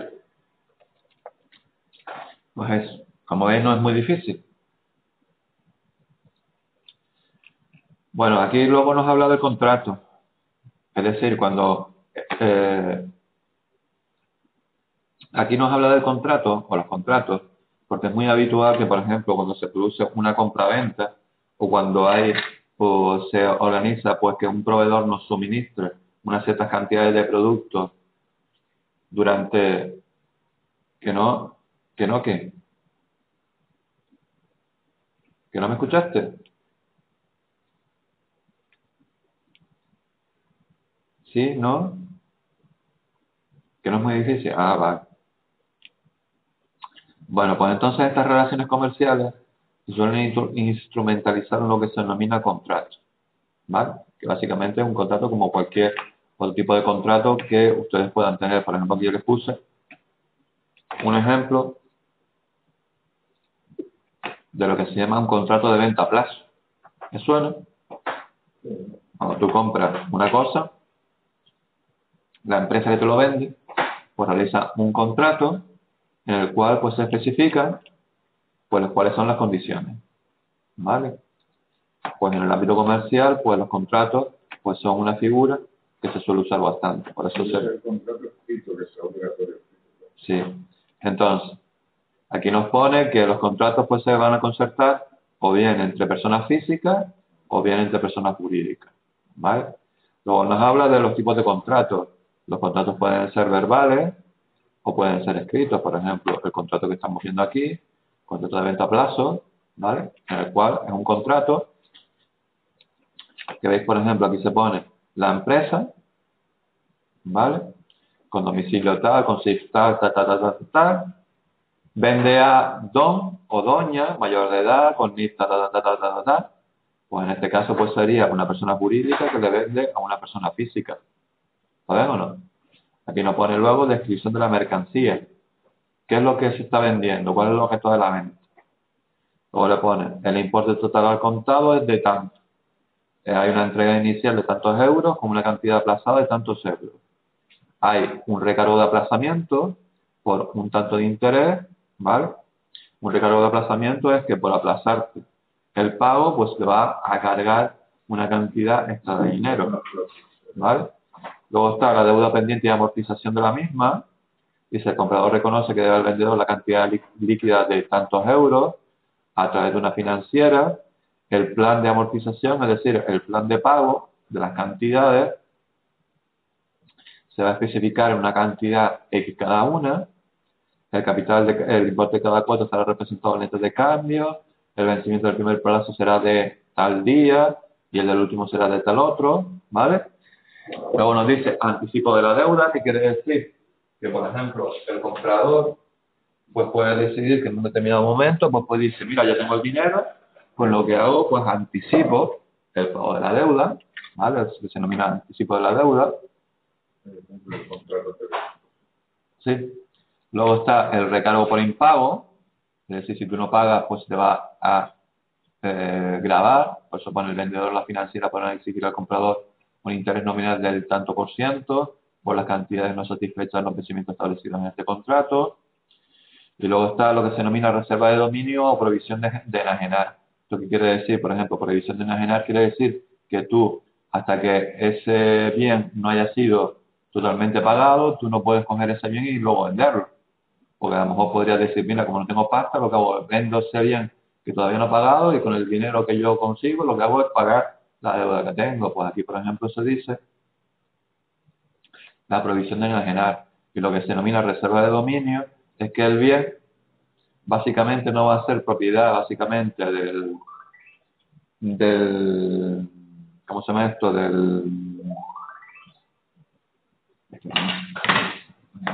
no va a ser propiedad del comprador hasta que... Exactamente. Vale. Entonces, eso es lo que se denomina reserva de dominio. ¿Vale? Dice, el comprador se obliga a conservar en buen estado el bien adquirido, no pudiendo disponer de él hasta el completo pago del precio. Dice, para las controversias que pueden derivarse de este contrato, las partes se someten expresamente a la jurisdicción de los juzgados y tribunales del lugar donde se firma. Y aquí nos aparece un plan de amortización, en el cual ponen las fechas de pago, ¿vale? Donde aparecerían los días en los cuales o las fechas donde se pagaría, el importe de la cuota, ¿vale? A pagar, lo que se denomina el capital amortizado y el capital pendiente. ¿Has visto alguna vez un cuadro de amortización de un préstamo? Bueno, pues son los típicos pagos, cuadros como este, en el cual te pone 10 de enero del 2013. No me salió bien. Aquí pone 10 de enero del 2013 hay que pagar 500 euros. Y resulta que el 10 de enero del 2013 has amortizado 500 euros y te queda por pagar, pues yo qué sé, si la deuda son 2.000 euros, te quedarán 1.500. Luego, aquí pone importe de la cuota 500. Fecha de pago, pues por ejemplo, el 1 de enero. Por ejemplo, luego, el 1 de febrero, ¿vale? El 1 del 02. El importe de la cuota también va a ser 500. Imagínense que es un préstamo, en este caso un pago, en el cual todos los... Eso lo vimos en lo del interés compuesto, el interés... Lo que pasa es que no lo vimos muy bien, me parece a mí. Es un cuadro de amortización. Entonces, pues, tú pagas otros 500, resulta que el capital amortizado a 1 de febrero será 100, porque es lo que tenías antes, no, perdón, 100 no, 1.000, más lo que has pagado ahora. 100, lo que habías amortizado en el 1 de enero, más otros 500, perdón, 100 no, 500 que se había amortizado el 1 de enero, más 500 que se había amortizado el 1 de febrero. Y ahora tienes 1.000 pagados. Con lo cual, queda pendiente, ¿cuánto? ¿Cuánto era? 1.500. 1.500, pues queda capital pendiente 500. ¿No? A ver, la deuda era de 2.000. Ah, la deuda de 2.000, vale. Tú pagaste el 1 de enero 500. Claro. Después pagué otros 500. Ya resulta que te quedan 1.500 por pagar. Pero resulta que ahora, 1 de febrero, tú pagaste otros 500. Entonces mi pregunta es, ¿cuánto te queda capital pendiente a 1 de febrero? Coño, 500, ¿no? No. Perdona. Sí, digamos, ¿de cuánto era la deuda? 2.000. 2.000. Vale. Cuando yo pagué otros 500, ¿habré pagado ya 1.500? No. Esto es el capital pendiente. Esto es lo que has amortizado. Eso es lo que hemos dicho, 1.000. Esto es lo que, a ver, la deuda original, la voy a poner por aquí arriba, son 2.000. 2.000 euros. Lo voy a poner, a lo mejor quizás... Espera. Te lo voy a poner así. A lo mejor así lo ves mejor. El capital pendiente es 2.000. Yo creo que pago 500. Yo pago 500. Me quedan 1.500. Te quedan 1.500. Te pago 500, he amortizado 1.000. ¿Cuánto me queda ahí? Como 500. No. Perdón, espera. A mí me quedan 1.500. Me quedan 1.000. He pagado aquí, me quedan 1.000. Me quedan 1.000. Entonces ahora será el 1 de marzo, ¿vale? Vuelvo a pagar otros 500. Ahora habré amortizado ¿cuánto? 1.500. ¿Y ahora cuánto me queda por pagar? 500. Y el 1 de abril, ¿vale? Pues resulta que yo pago otros 500. ¿Cuánto será el capital amortizado? 2.000. Con lo cual el capital pendiente, 0 patatero. ¿Vale? Pues esto, por ejemplo, podría ser el típico caso de un plan de amortización con cuota constante cada mes. Este es más sencillo, obviamente. ¿Vale? No es tan complicado como los que son de, por ejemplo, de liquidación de préstamos y cosas así. ¿Vale? Bueno, luego nos habla de que los contratos pueden ser típicos, o atípicos. Son los que están regulados por lo que se denomina el Código Civil, el Código de Comercio, los atípicos que no lo están. Luego están los civiles, los mercantiles, los administrativos, los laborales, ¿vale? Por ejemplo, un típico caso de contrato laboral es un contrato de trabajo, ¿vale? Un contrato de compra-venta es un contrato mercantil, ¿vale?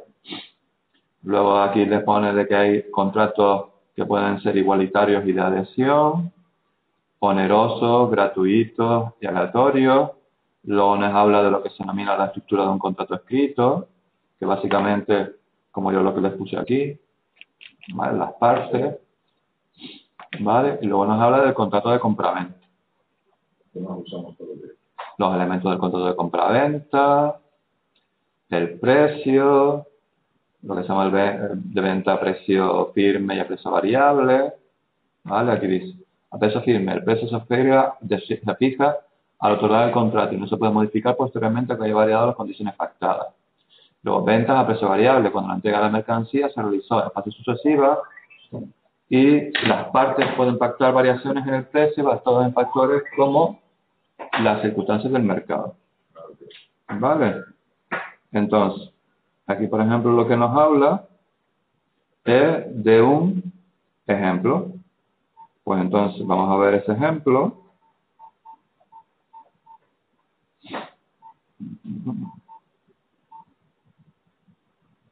Que pone, un empresario español adquiere mercancía en Estados Unidos el día 4 de marzo del 2000 y pico.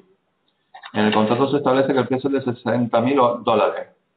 El pago se realizará en dólares en el momento de la entrega de la mercancía. Cuando se celebró el contrato se compraba un euro a unos $55, lo que a la empresa española le pareció muy bien cambio. En el contrato se estipulaba que el pago se realizaría en dólares a cambio vigente en el momento de la entrega. La mercancía fue entregada el día 7 de septiembre cuando por un euro se compraba $1,25. Aquí lo que entra básicamente es un contrato de venta a precio variable. ¿Por qué?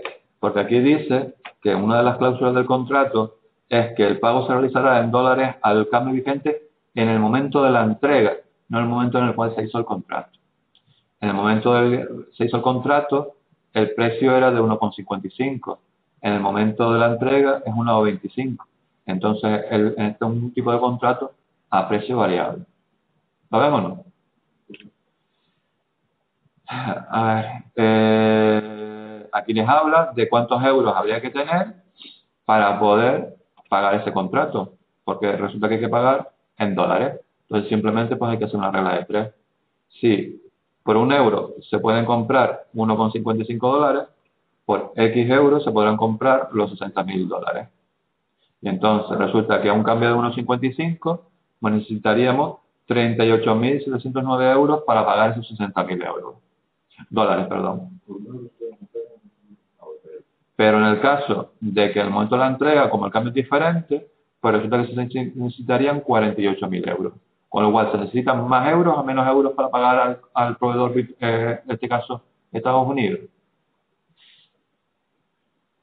Si aquí tenemos que usar 48.000 y aquí 38.000, pues nos interesaba mejor el cambio de 1,55. ¿Vale? Ok. Exacto. Tipo de cambio euro-dólar. Luego nos habla de los elementos personales del contrato de compraventa. Vale, pues aquí habla del vendedor, del comprador, obligaciones del comprador y del vendedor. Aquí les habla después como ejemplo una fórmula que es la fórmula del interés simple. ¿Suena? Dice, un comprador se ha retrasado 95 días en el pago de la mercancía, cuyo importe es de 7.000 euros. En el contrato de compraventa se pactó que el pago sería al contado y si hubiese retrasos en el pago se aplicaría un interés del 3,5% anual. El vendedor desea saber qué cantidad deberá exigir en concepto de intereses por el retraso en el pago. Dice, el interés se calcula sobre el importe de la cantidad doblada durante el tiempo de retraso en el pago a un tipo de interés del 3,5%. Pues simplemente tenéis que aplicar la fórmula del interés comercial simple. ¿Suena? T sub 0 por N por I. T sub 0 es el capital inicial, que en este caso es 7.000. ¿vale? El tiempo Y es, el interés anual, ¿no? sí, si el tipo de interés es anual, como ves aquí, 0,035%, pues tenemos que pasar los días a años, porque tenemos que poner siempre en la misma unidad el periodo de tiempo y el tipo de interés. ¿Lo recordáis? Bueno, pues refrescar eso. Se retrasa 95 días. Esos 95 días tengo que Tengo que pasar a hacer el equivalente a años. O sea, ¿qué parte de...? Es decir, si un año, aquí en este caso se tiene en cuenta el año, digamos, comercial. Si un año son 360 días, 95 días, ¿cuántos años son? ¿Cuánto es el equivalente? Pues hacemos la convención aquí, dividir, exacto. En este caso 360. Ah, perdón, 360 que es la comercial. Sí. Y nos sale que tenemos que pagar de intereses 64,65. ¿Vale? Luego les habla de los contratos de compraventa especiales, como en el caso, por ejemplo, este de compraventa a plazo, que ya lo estuvimos viendo anteriormente. Luego nos vuelve a ver otro ejemplo. Dice: un profesional compró una maquinaria para su empresa por importe de 6.000. El pago se realizó de la siguiente forma: 3.000 al firmar el contrato y el resto a pagar en 5 plazos mensuales. En el contrato de compraventa a plazo se estipuló un recargo del 4% sobre la parte aplazada. Y en el contrato se estipuló que si existiese algún retraso en el pago, podría exigir un interés de demora del 10% sobre la parte no pagada. Calcula cuánto ascenderá cada uno de los 5 pagos mensuales. Supongamos que en el pago del último plazo se produjo un retraso de 35 días. ¿A cuánto ascenderán los intereses por la demora? Pues aquí nos dice 3.000 euros a firmar el contrato y el resto a pagar en 5 mensualidades, en 5 pagos. Pues simplemente, si el importe es 6.000, pues nos quedará de ver 3.000. Pues simplemente... Yo pongo un recargo, Sí, 3.000, ¿vale? Será la parte pendiente 3.000 más un recargo del 4% sobre la parte aplazada. Pues simplemente lo que tenemos que hacer es el 4% de 3.000, con lo cual saldrá 3.120. Y luego, ¿cuánto va a ser el importe de cada pago mensual? Nos dice que los pagos van a ser 5, ¿sí o no? En 5 plazos mensuales. Pues simplemente cogemos esos 3.120 y lo dividimos entre 5, 324. ¿Vale? ¿Cuál es el interés por la cantidad dudada? Pues la misma, utilizamos la misma fórmula que antes. C sub 0 por n por i. ¿Vale? Pues miraros este ejercicio también, tenerlo presente para el examen. Luego existe lo que se denomina el contrato de suministro. ¿Vale? Es lo típico que se suelen ser los contratos que se utilizan para realizar de forma periódica unas entregas de determinadas mercancías y así asegurarse el provisionamiento continuo de forma constante. ¿Vale? Los contratos de seguro son los contratos de seguro, lo que se denomina el asegurador, el asegurado, el tomador y el beneficiario. Que es por ejemplo, un contrato de un seguro de un coche. ¿Quién sería el asegurador? Por ejemplo, Mafre sería un posible asegurador. Asegurador de la empresa, ¿no? Exactamente, la empresa que asegura, la entidad que asegura. El asegurado es en el que aparece en el contrato como que va a recibir las coberturas. ¿Vale? Luego está el tomador, que es la persona que contrata el seguro, el que paga la prima y que generalmente coincide con el asegurado. Pero puede haber casos en los cuales el tomador y el asegurado no coinciden. ¿Vale? ¿Por qué?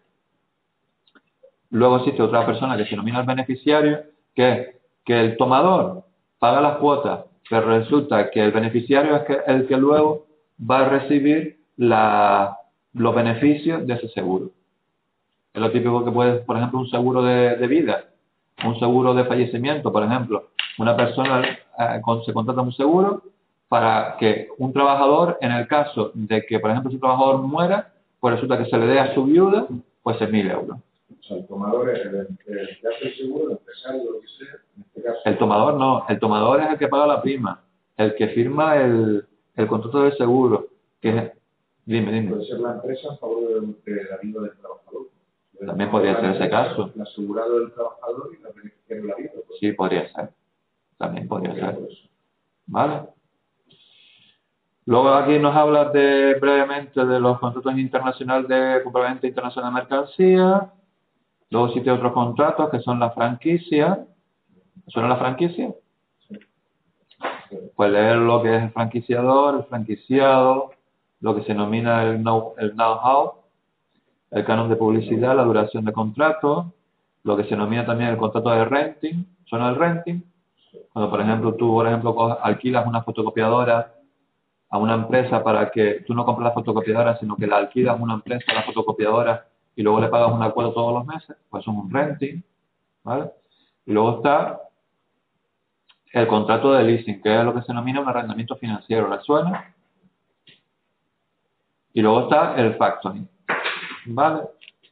Bueno, pues yo lo que recomiendo, sobre todo para vistas al examen, para que miráis de este tema, es que os miréis los ejemplos.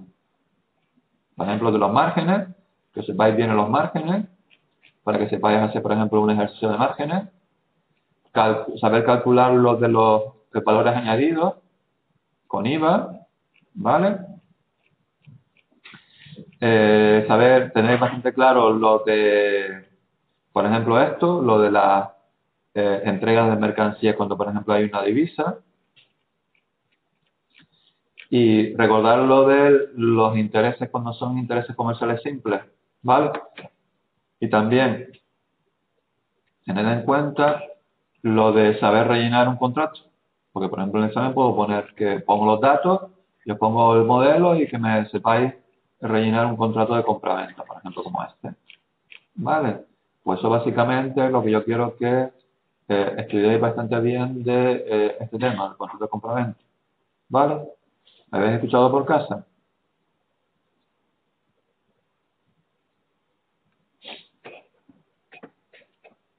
¿Y Emma también?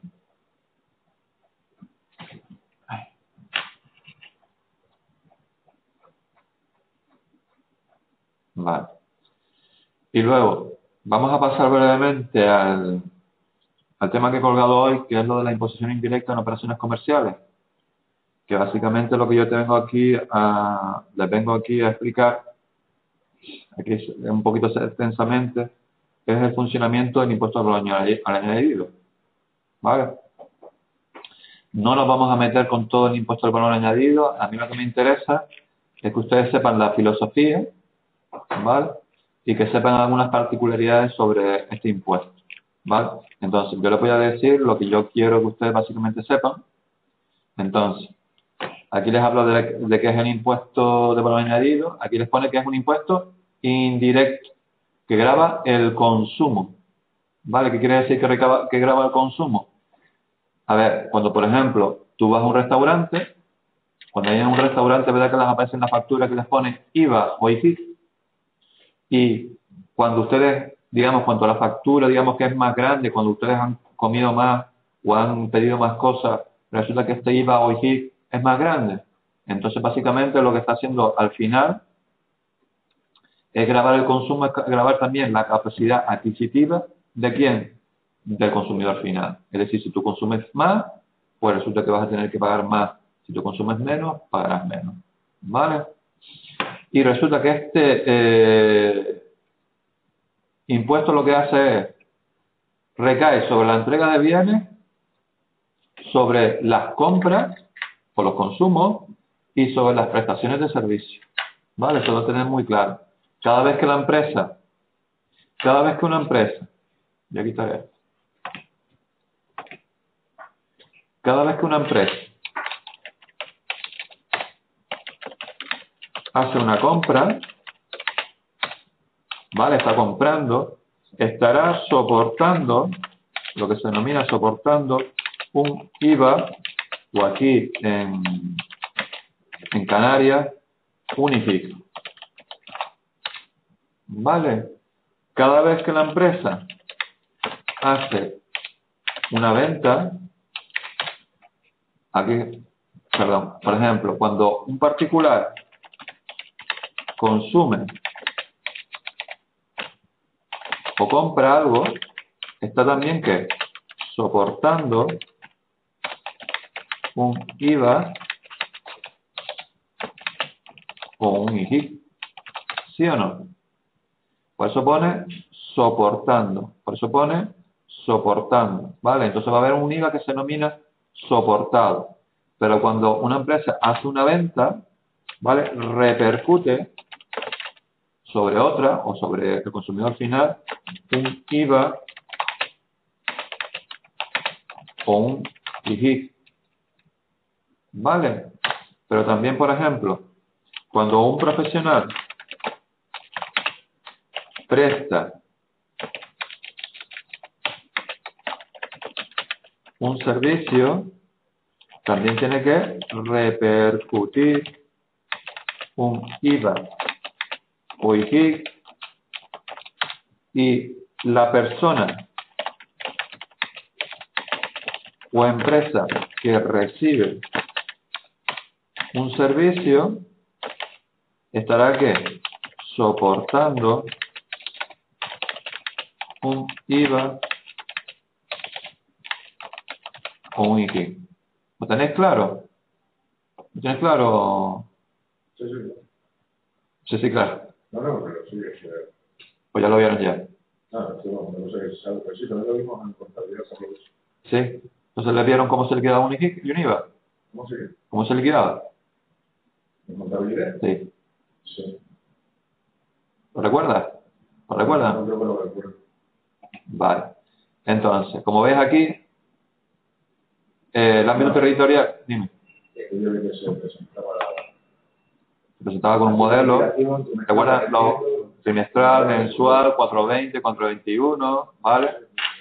Entonces, por ejemplo, esto por ejemplo, a lo mejor yo se lo puedo preguntar en el examen. Si el conjunto, la suma de IVA soportado por una empresa o un cliente, en este caso una empresa, es mayor que la suma del IVA repercutido que ha sufrido esa empresa que ha venido de otras empresas, entonces en este caso, ¿qué pasa? Que a la hora de liquidar con la hacienda pública, ¿qué va a pasar? ¿Te va a devolver o te va a devolver dinero o tú vas a tener que pagar a la hacienda pública? Si no soporta lo más, tiene que devolver lo que ha soportado lo demás. La diferencia. Me va a tener, hacienda pública me va a devolver la diferencia de esta suma. ¿Vale? La diferencia entre de este IVA soportado menos IVA repercutido. ¿Vale? Y si lo hacemos al revés, es decir, si es hacia el otro lado, ¿vale? Si el IVA soportado fue menor que el IVA repercutido, ¿qué vamos a tener? ¿Qué pasa? Que Hacienda Pública me va a exigir que pague la diferencia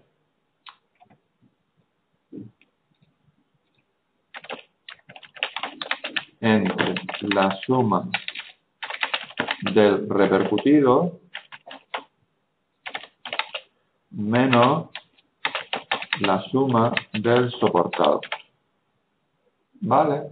¿Ok? ¿Sí? Bueno, pues eso es una cosa que tenéis que tener clara. ¿Vale? El IVA, como sabéis, se aplica en el territorio español, pero no se aplica en Canarias porque se aplica al IGI, pero el funcionamiento es el mismo, ¿vale? La diferencia es muy importante.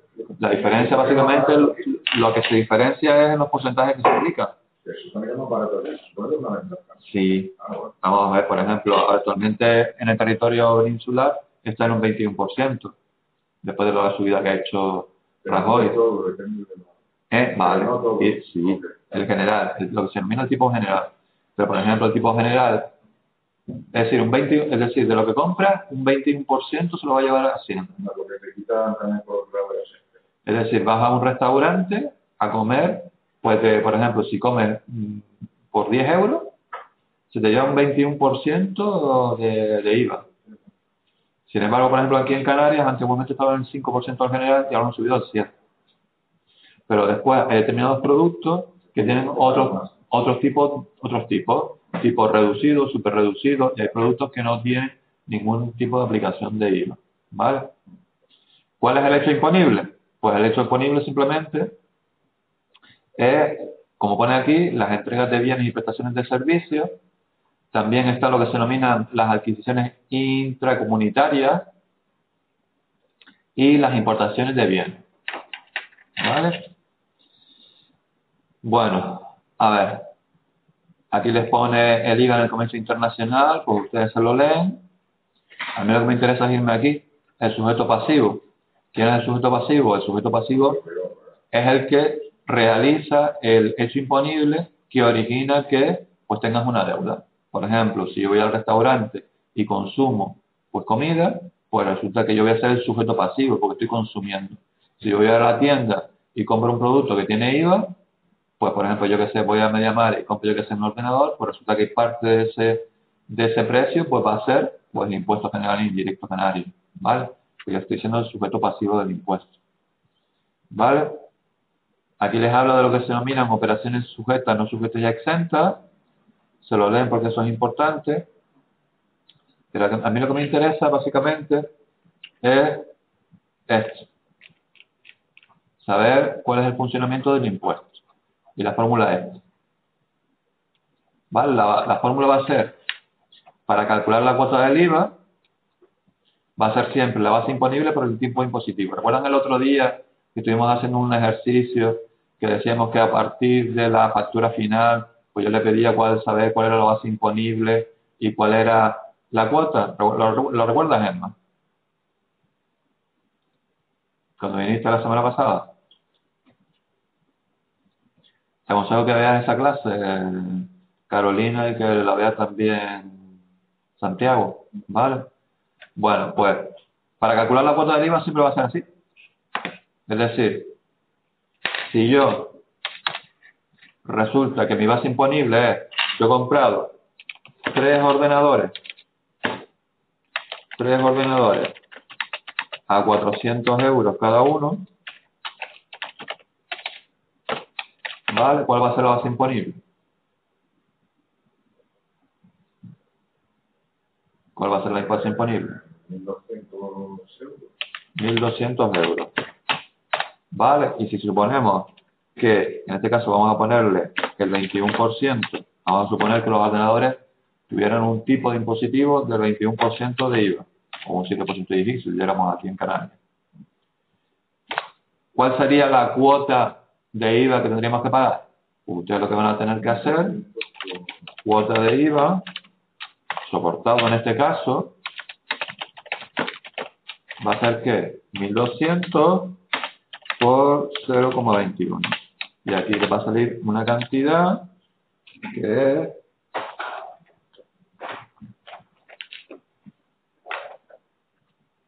tráiganse una calculadora para el examen, por favor. Porque el examen va a ser aquí, va a ser en papel, no va a ser en el ordenador. 252 euros. Con lo cual, ¿cuánto tenemos que pagar realmente por estos tres ordenadores? No tenemos que pagar coste total para el consumidor. Va a ser los 1.200 más los 252 euros, ¿vale? Va a ser 1.452 euros, porque 252 se los lleva el IVA, ¿vale? La verdad que a mí me parece el IVA es un impuesto que no es nada justo, porque grava el consumo, pero resulta que no grava el poder adquisitivo que tiene el que consume. Pero es que no todos consumimos lo mismo. Ya. Yo no puedo preguntar, pero Ya. a mí no me parece justo que sea todo tranquilo. A ver. Hay un momento en que ya el Estado está probando y realmente... Lo que me parece injusto es que, es decir, si tú subes el tipo general, lo estás subiendo para todo el mundo. Es decir, para una persona que gana 1.000 euros, no va a ser lo mismo que tú le subas 3 puntos en el IVA que una persona que gana 5.000. Es decir, porque los dos van a tener que consumir, los dos consumen, pero lo que hay que intentar es que grabar que aquellos artículos de personas que tengan mucho poder adquisitivo. Pero si tú subes el tipo general, que es la mayoría de los productos, con lo cual realmente estás grabando el consumo, pero para todos igual. Entonces, realmente lo que tendría que ver, a mi humilde y modesta opinión, es... Yo siempre se ha dicho que el impuesto indirecto supuestamente es más injusto porque Los impuestos que graban el Ahora mismo consumo. a todo el mundo, claro. Los impuestos que graban el consumo. ¿Vale? Pero a mí me parece injusto todo tal como está. Es grabar el consumo de productos, por ejemplo, de lujo. Es decir, aquellas personas que tengan más poder adquisitivo y que se lo gastan en productos de lujo, pues incrementale el tipo de IVA, pero no al tipo general, que es el tipo que la mayoría de la gente pues consume. Esa es la cuestión. Vale, pues mírense esto para el examen también. Vale, estos cálculos. A ver, luego dice, conceptos que no se incluyen en la base imponible, pues dice que no se tienen en cuenta los descuentos previos o simultáneos de la operación de cuestión, los suplidos justificados, y entonces, aquí me pone base imponible en las importaciones y modificaciones en la base imponible, pero a mí lo que me interesa, por ejemplo, que ustedes vean, por ejemplo, vamos a ver para terminar este ejercicio. El importe de una compra de mercancía sujeta al 18% de IVA es de 3.000 euros. Un momento, perdón, una cosa. Estoy página 9 y 10. No, yo solo quería preguntarte, en la base imponible, los descuentos Sí. que se hacen, por ejemplo, si tú vas a vender la factura, el descuento que se hace en el momento, eso no es la base Los imponible. descuentos incluidos en factura. Vamos a verlo con un ejercicio para que tú lo veas. Ah, vale, vale. ¿Qué página tú me has dicho? Página 9 y 10. Vale. Por ejemplo, dice. Calcula la base imponible de la cuota de IVA en la compraventa de las siguientes características. Aquí yo, por ejemplo, en el examen puedo poner IGIC y ustedes saben que es exactamente lo mismo. ¿Vale? Precio de una mercancía, 20.000 euros. Un descuento del 10. Porte, 250. Seguro fuera de factura, 18 euros. Intereses por aplazamiento del pago, 600 euros. Comisión de un intermediario, 500 euros. Y se le aplica un 18% de IVA.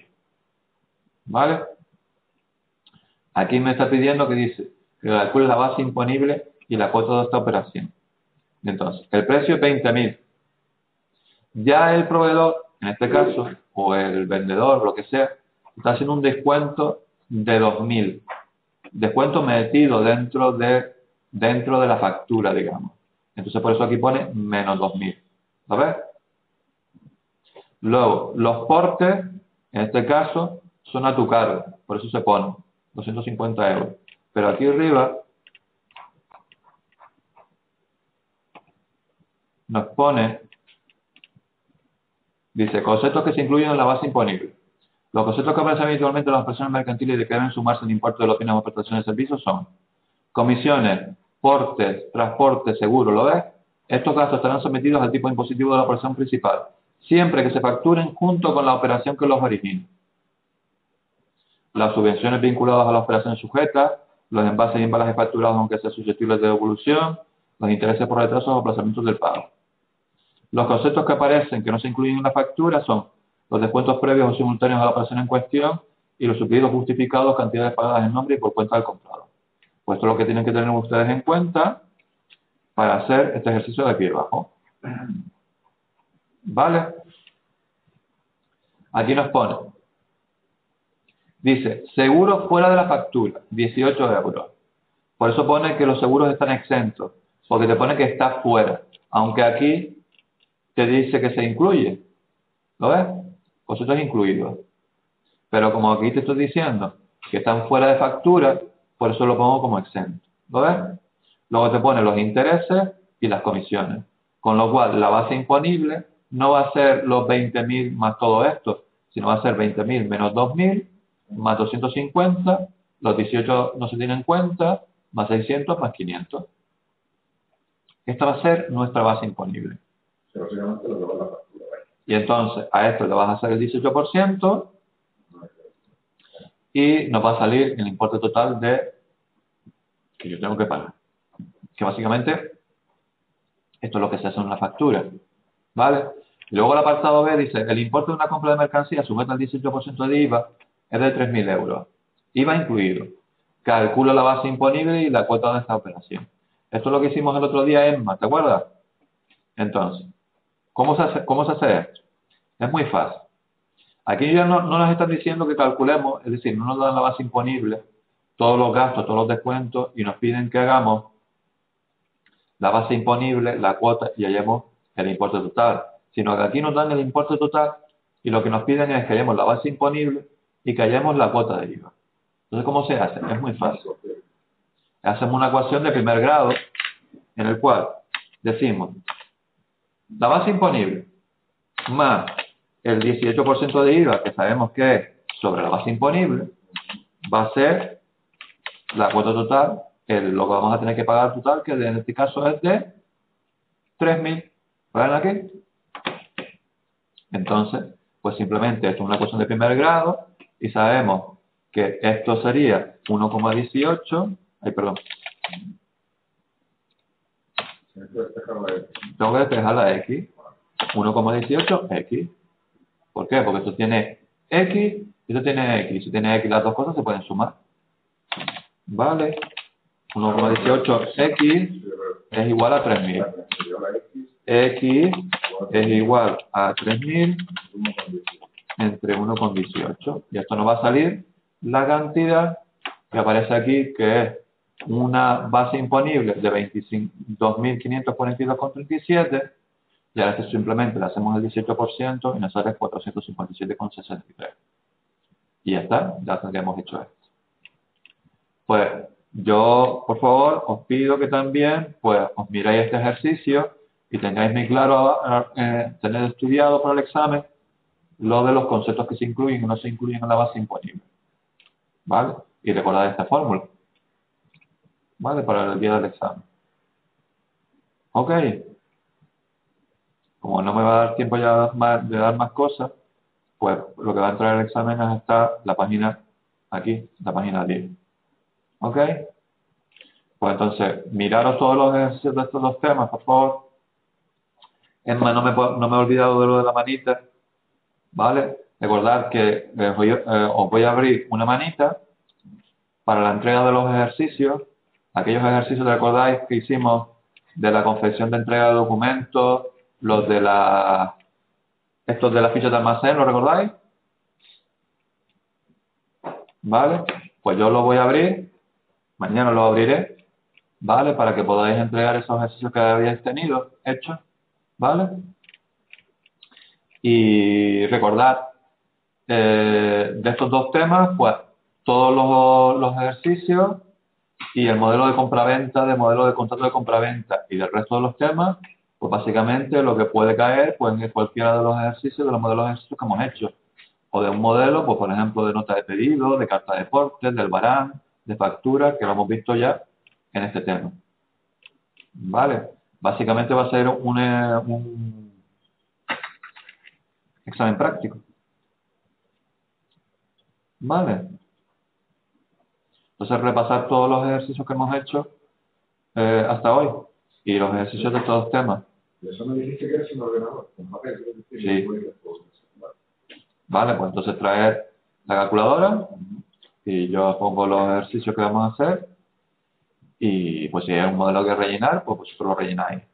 Si hay un modelo que hacer, un ejercicio que hacer cálculo de los que hemos visto, pues lo hacéis. ¿El móvil también sirve? Bueno, vale. Pero lo que pasa es que el móvil es un poco más lento, más, a la hora de hacer cálculos, Pues nada, te trae la científica.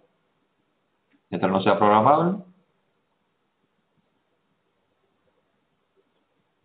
Vale. Y recordad que confirmar, voy a confirmar para que lo tengamos claro, que el examen de OEV va a ser el día jueves 6 de junio a las 6 de la tarde. ¿Vale? Para que todo el mundo lo tenga claro. 6 de junio a las 6 de la tarde. ¿Vale? Para que todo el mundo venga aquí. Sí, entra. Vamos a ver. De todo lo que hemos visto. Entonces, yo te recomiendo, Carolina, que te veas todos los ejercicios que hemos hecho. ¿De acuerdo a los ejercicios? Los ejercicios que hemos hecho en clase, los ejercicios que hicimos en los parciales. ¿Vale? Pues te lo mires. ¿Vale? Los repases. Más Aquí también hicimos algún ejercicio de tramitación de cobros y pagos. Recuerda los recibos, el cheque, el pagaré y todo esto. Los modelos. Más los ejercicios que hay en los temas. ¿Vale? Que en esos temas hay ejercicios. En este tema hay ejercicios. En los otros temas también había ejercicios. Pues mírenselos todos, por favor. Porque puede caer. Vamos a ver. Teoría. Ya te lo digo, no voy a poner. No vas a poner ninguna pregunta que Hombre, te puedo hacer alguna pregunta que te puedo decir. En este ejercicio que acabamos de hacer, en el cual usted se ha visto una operación con IVA, ¿cuál es el sujeto pasivo del impuesto? Eso a lo mejor sí te lo puedo preguntar. Pero cosas basadas en el ejercicio práctico. Y se supone que tú tienes que saber. No, teoría no. O por ejemplo te puedo decir, este ejercicio usted tiene que hallarme el margen bruto. El margen bruto de la siguiente operación. Pero después te digo debajo. Si este margen, si tuviéramos que hacer la fórmula para hallar un margen comercial, ¿cuál sería la fórmula que usted utilizaría? ¿Me explico? Cosas así. O si, por ejemplo, usted me tuviera que hacer este margen bruto, pero en porcentaje, ¿cuál sería la fórmula? Cosas así. Vale, pero preguntarte por una clasificación, preguntarte por los tipos de IVA, los porcentajes, no. Vale. Ok. Pues nada, pues entonces pues nos vemos en principio el 6 de junio. Recuerden, pues todas las dudas que tengan, pues siempre me las pueden enviar por el foro o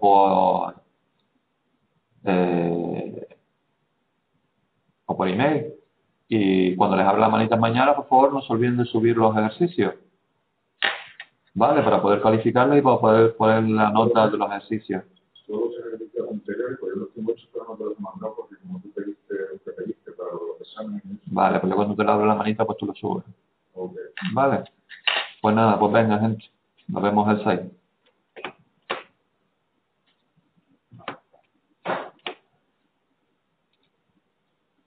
Bueno, voy a tomar algo. ¿Viste la película esa de Stoker? ¿Ya la estás echando? ¿Película de Stoker? Sí, me estaba mirando el otro día. No estaba mirando la de Stoker, no sé qué, una película que se llama Stoker. O sería que estaba en una página que salía a lo mejor. Puede ¿No te ser. suena esa película? No. Tengo curiosidad por verla, pero